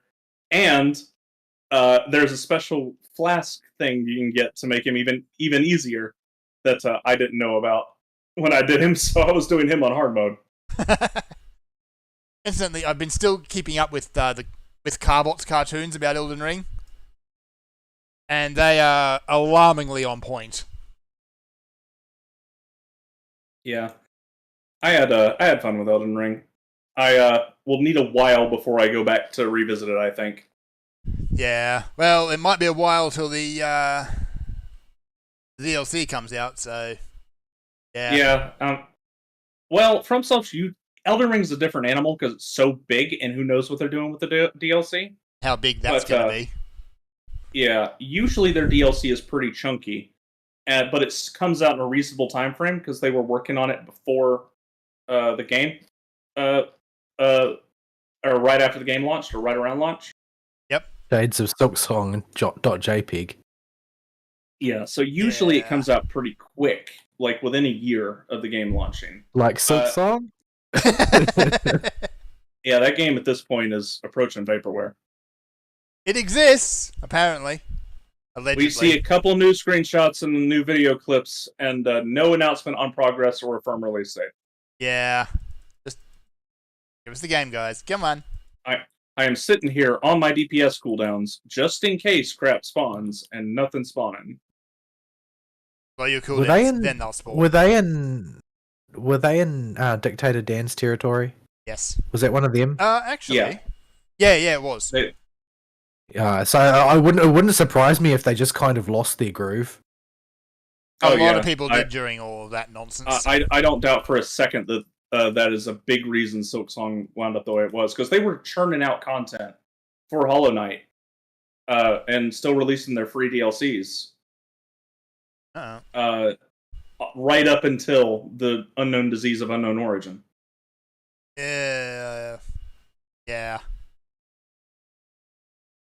Oh, there's crafting materia or gathering materia in there. Yeah. Hopefully they get Silksong out again soon because I want to play it. +2. Oh man, really? Really? Boo. Womp womp. Oh well. But yeah, I just want a release date for Please. it, but I moved it to the part of my brain that is this game might be vaporware. That's one. I mean, it's one of the downsides of indies, right? They're not answerable to a publisher for deliverables. Answering to a publisher for deliverables can mean that a bad game gets released, but it also means that a game gets released. Yeah. Yeah, these boys need a deadline bad. They didn't have a problem with this in Hollow Knight, which is what baffles me. Because immediately... they weren't imprisoned in their own homes during Hollow Knight either. Yeah. It's just, it's sad, but that's just kind of the way it be. Alright, whose map is where next? I've got one here somewhere. I've run out, so... Let me see, where are we? Oh, it's over the other side. I think. Oh, it's down there. Alright, so yeah. What other bits of news have we got? Little nugget that Wizards of the Coast is still on their apology tour. I keep getting videos recommended for me from various different YouTubers and podcasts. Like, there's one every 3 or 4 days. Basically, they're sending their pet scapegoat out to basically beg for forgiveness from the community still. Who is the pet scapegoat? What's his name now? I keep forgetting what it is. Is it some... Okay, so it's nobody we need to worry about then. He is the lead systems developer for D&D. Keep forgetting what his name is. Who cares? He's just some nerd. Yeah, well... Yeah. I mean, okay. We resemble that remark. But, yeah, he's only stuck his foot in his face maybe 4 or 5 times. I mean, you've got to face facts. If you work for a company like Wizards, that's going to be what's going to happen to you. That's the penalty for assuming responsibility at a business like that. Yeah. So yeah, that's just a quick update on that. This is the same guy, of course, who, by the way, said white men can't leave the game fast enough. I'm surprised they let him keep going, but I suppose there's probably no one else at this point who they could really send out to the wolves. The baying mob, but it never ceases to amaze me that people at no point seem to realise that nobody will be your friend just because you act like a total cock to people for this colour of their skin. Yes. Like, that doesn't make you popular. Like, the only people who will give you kudos for that are waiting for you to slip up so that you can be consumed. Devoured. Yes. Yeah, and even then, they're not going to be your friend. They're going to appreciate the money you helped them make on the grift. I did appreciate one thing, though, is I watched a video last night of going through what WotC is doing, and then they said what WotC did during 4th edition, and the final piece of the puzzle fell into place because apparently, I didn't know this, they were working on a virtual tabletop at 4th edition. It ended up being... 4th edition was bad because it was designed to be a video game, among other reasons. But yeah, they did the OGL stuff then. They redesigned the game with video games and tabletop in mind. They had a tabletop then. They completely dicked over just about everyone. And hey, look, Paizo spawned out of that. Yeah, and that's sort of the thing that amazes me. Like, no lessons appear to have been learned out of Paizo's debacle. Like, Paizo showed that we need to come up with a revolutionary new system to make money. Paizo proved that was not the case. They proved that Wizards would have been better off if it stuck with 3.5. If Wizards had stuck with 3.5 and continued to develop it and iterated on it rather than abandoning it to try and move on to something else to try and gain popularity with people who don't play D&D, then there would be no Paizo and Wizards would have all that money. Yeah. Whose map is where next, or are we going to Elpis? I think we're going I've to run out of maps. I've got just the Opia Taurus again.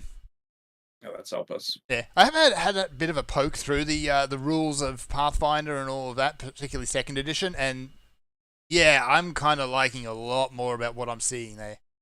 Just the sheer variety of things you can do just with your character, or in terms of build. If you want to play classic D&D in the classic D&D style, you can't get that from Wizards of the Coast. You can only get that from Paizo. Unless you go back to third edition. Well, if you go back to 3.5 and you've got the source books for it, sure, you can do that. There's a lot of room there. There's a lot of ideas there that you can draw on to build really interesting systems. But WotC is not supplying that product. Nope. They are not giving people those ideas. They're not giving people those systems to spark dungeon design ideas and encounter design ideas and adventure design ideas. They aren't producing the content that a D&D community needs to flourish. Paizo's doing that. Paizo is doing that. Because well, there's a certain most new ones most people, there are very few DMs in the world. I think the ratio is something like 6-1 people who are like career D&D players versus people who have actually DM'd before. There are not that many of them, and not all of them who are willing to take on that burden have the time to write worlds and stories from scratch. And they're in just the same way, not that many of them are willing to exclusively depend on pre-built modules.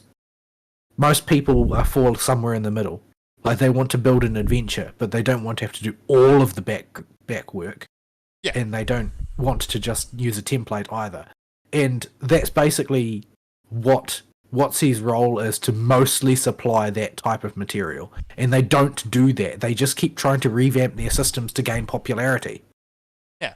And on that note, actually, 6th edition put out, or what they call it, 1D&D, which is another thing they're repeating, because they're calling this the be-all, end-all edition. You know, like they did for 4th. But they put out their update for Druids and Paladins, but I mean, a lot of what the Paladin got was good, and there's a few things with Druid, but they also, like, gutted Wild Shape. So basically, no matter what you do, you've got a fixed stat block with a fixed list of things you can do, and it's not dependent on what form you take. Well, I mean, I don't have a lot of sympathy, because the heritage that I come from with D&D is that druids were juggernauts who couldn't be touched. Yeah, that was still true in base 5th edition, because Moon Druid is the angry onion, and you're basically unkillable at that point. But go ahead and map it up, Fern. Yeah, once these guys are now that they've moved on. But the overwhelming consensus I've been seeing from all this stuff that they've put out about 1D&D 6th edition 5.5, whatever you want to call it, is simply, we're going to take whatever works from that system, we're going to homebrew it back into 5th edition, and call it a day. I would not be so crap surprised if there's very few takers and actual buyers for 6th edition. Yeah.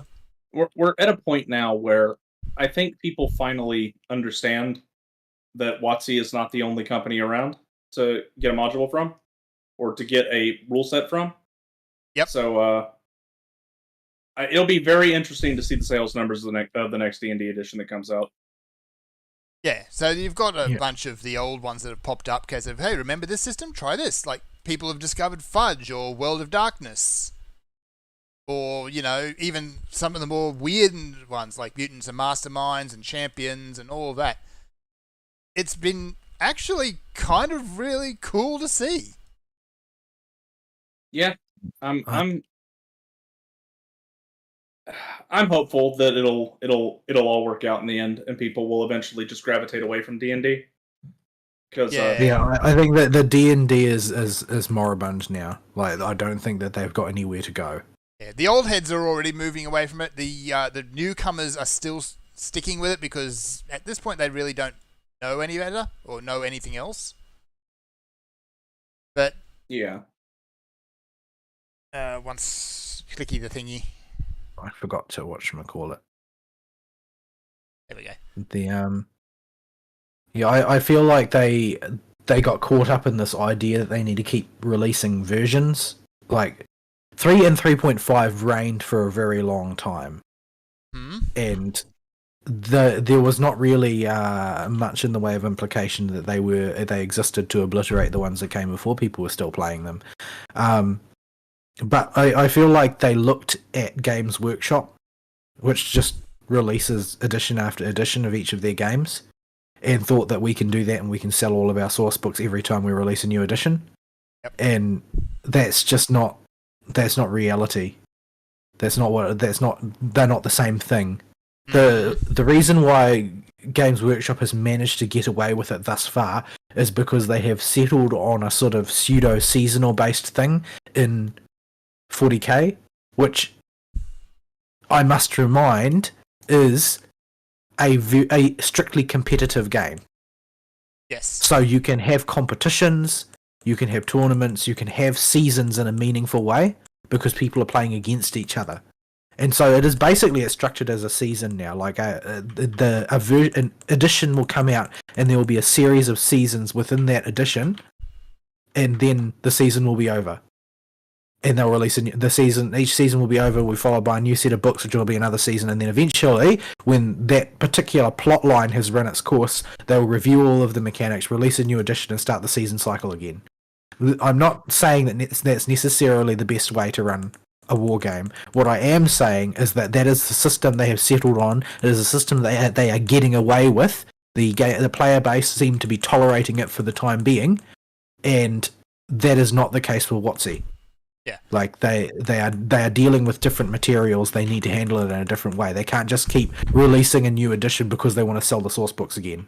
Yeah. There's also not nearly as much competition in the wargaming fandom as there is in the tabletop. Like in the tabletop. Oh no, there's a a huge amount. What the big difference is that you can't actually make your own one up and get any traction with it. Yeah.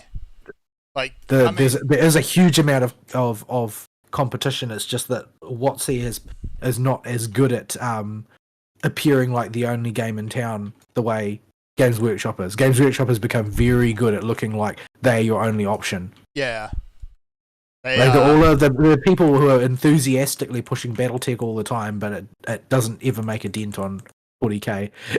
And in a certain sense, they become their own worst enemy because they often, a lot of people who play other systems, they don't play multiple systems because of the amount of, the backbreaking work that you put into developing your army model-wise and so on. And they become a bit embittered towards GW for their massive market share. And it just ends up seeming unappealing to some people because of that. I love that sunk cost. Yeah, with pen and paper tabletop, anyone can go and make one. So, and a lot of people have actually decided to go and do that.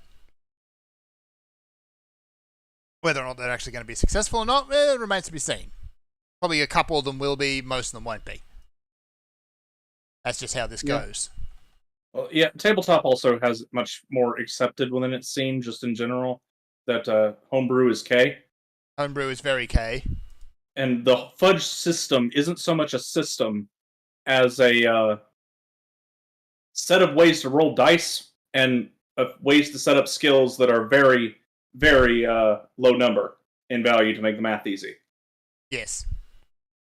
And the rest of it is pretty much just wing it. Yeah, I mean, it's not like that. It's not like it doesn't have its own disadvantages as well. I mean, there are a lot of people who are annoyed that GW has held on to the D6 for so long, when they feel like the game would be better with more granularity. Mm-hmm. But the reality is that the more sides your dice have, the slower your game gets, is a rough rule of thumb. Yeah, the math gets harder the bigger the numbers get, and the more options between 1 and whatever your end of dice is. So yeah, that's that. It's still going on. People still haven't forgiven WotC, and yeah, they continue to embarrass themselves, really. Alright, do we have any more news? You brought it up, but I did read the thread on a certain forum about it. With the Harry Potter community, in air quotes. Yeah. They have forced Pikami to retire. Yeah. Now, a lot of people were saying Pikami was hinting that she wanted to get out of the streaming game anyway, and I don't know much about the girl. I've seen her in a few Hololive clips, and that's about it. I can't say anything one way or the other on that one. I haven't seen any of it, but I would say that it's probably mean to some of the fans of Harry Potter to say it was the Harry Potter community that did this. It's at this point, it's not the Harry Potter community doing all this. It's a bunch of rabid Twitter idiots. It's a bunch of hysterical progressives and troons. Yeah. Yeah, people on the grift for the current. This is the Reddit community. It is the Reddit community. Yeah. When somebody says the Reddit community, people know what you mean. Yeah. Ooh, hey, that's a nice pickup. Yeah. Chongy shark. Ow. I went too close to the chongy shark. Nobody's going to interrupt? Oh, yeah. I got it.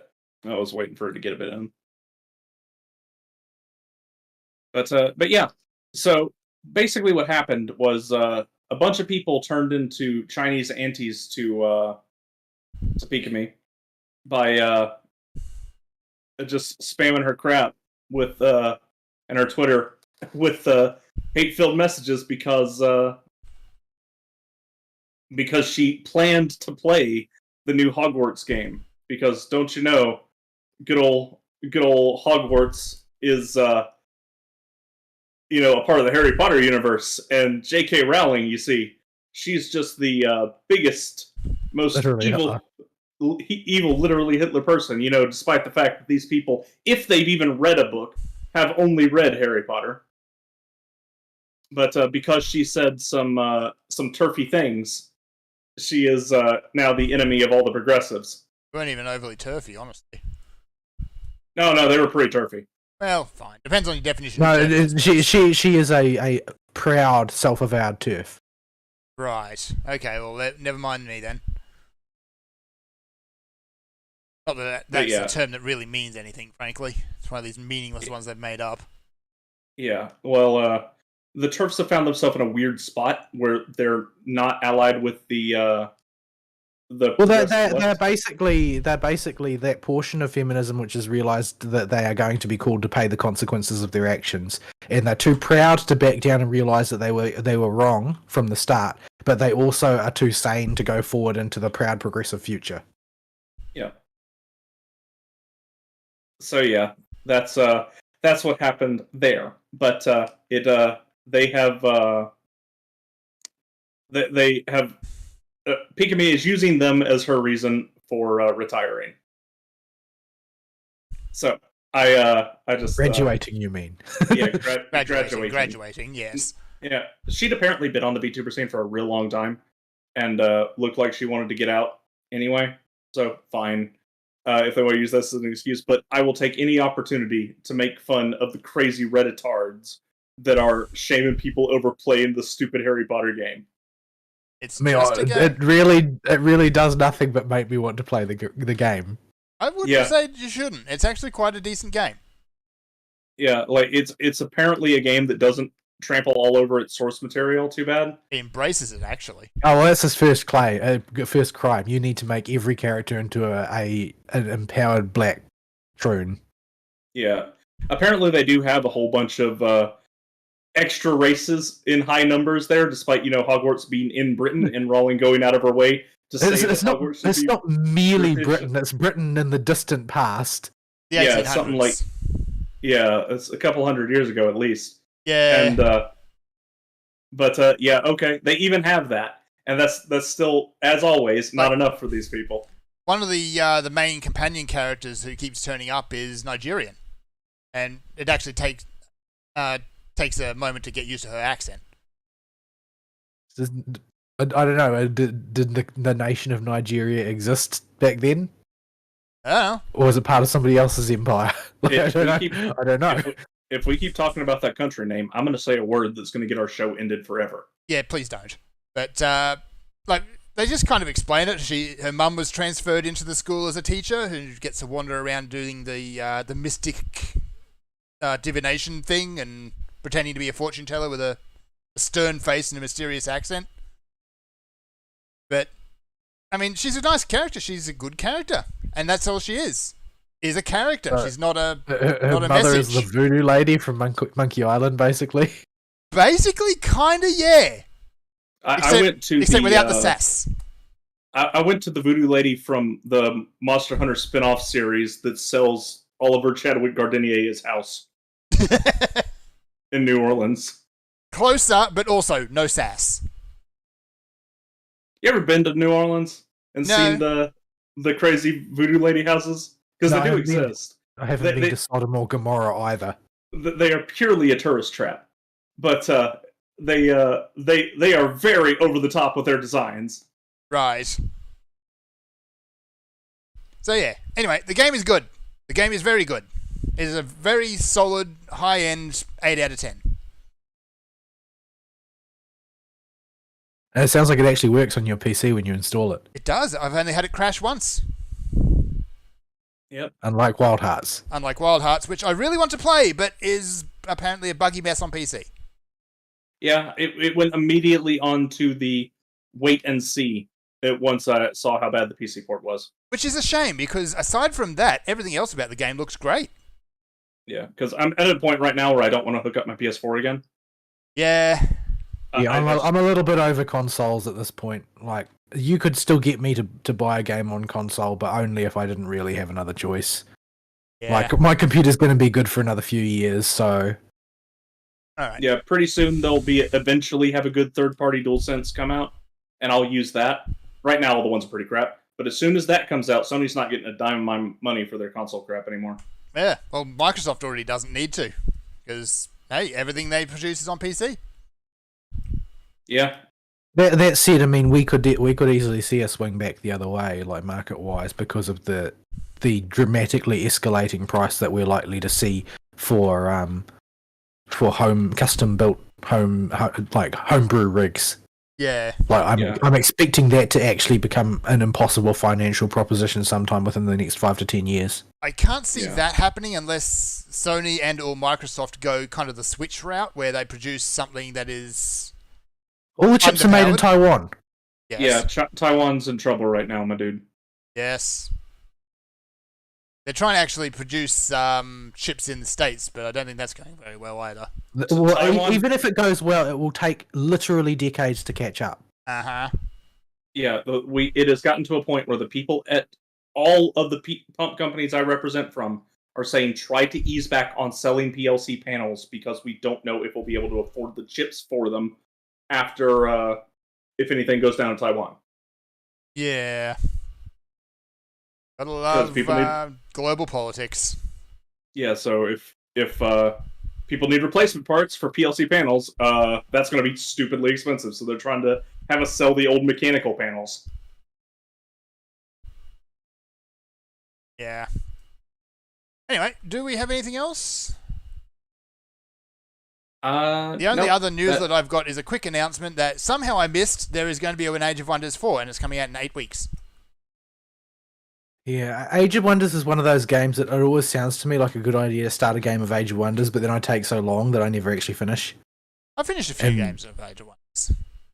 Well, so have I, but it doesn't take as long as Civilization, but it still does take a very long time. Especially now that Age of Wonders 4, apparently their headline feature is you basically build a faction from the ground up, rather than have a pre-built one. And that might be a bit much. Like, Yeah. I feel like Age of Wonders 2 was my sweet spot. Yeah, Starfall's actually really good, by the way, if you get a chance to play it. But this is a problem I run into with Stellaris, which is also in space, But their whole thing is you build a faction or completely build a species and their government around it. But yeah, you can spend hours just tweaking around, figuring something out, start a game, and then realize, hang on, no, I want to try something different. Well, you could, but you could also desync from your multiplayer before you can finish anyway. Yeah. Or send yourself into severe financial deficit by buying all the DLC. Yeah, ain't nobody gonna do that. I've done it because, well, most of them actually. I haven't bought the last few. Didn't Seth say that the last one, like one of the last ones, just ruins the game? I think so. Introduces a roving faction that is just a complete cock that just demand money from you all the time. If you don't pay them, they just ruin your game. Yeah, those guys. They're basically the mercs out of Sins of a Solar Empire, where either you pay them and they'll go away, or you pay them even more and they'll go annoy an enemy for a while. Or if you don't pay them, then they annoy you, and they stick around and just make a mess of your stuff. You can just I don't think I need that in my life. You can just turn them off in the game mode, and I always do. Although I think there is a government policy you can put on your species where you can actually work with them. But yeah. Anywho, we should start wrapping up then. Yep, I'm already back at the Goblet auction house seeing all that crap we got from the Treasure Dungeons. Oh, that was quick. All right, do the thing. All right, folks. Another slow week this week. Hopefully next week won't be as dry. I am looking at a pretty hectic week next week, so I doubt I'll have another filler story to tell. Where last week I could do the PvP thing to fill time. So hopefully the games industry wakes up and gives us something to chew on. I'm actually going to have a quiet week in theory this week, so maybe I can go and do a science somewhere. I'm heading straight back into purgatory, so I'm not hoping for much. I'm just hoping that I can survive the week and perhaps be a little bit less traumatized at the end of next week compared to what I was this week. I've got to do performance reviews for my staff this week according to management, so. Oh no. Yeah, I've served my time in work hell. It will end eventually. I'll get there in there. Everything that challenges me is solvable. It's just a question of what the time scale for those solutions could be. It's a bit hard to tell. Yeah. All right. Let's get out of here, shall we? All right, folks. We will see y'all next week. Sayonara. Bye-bye.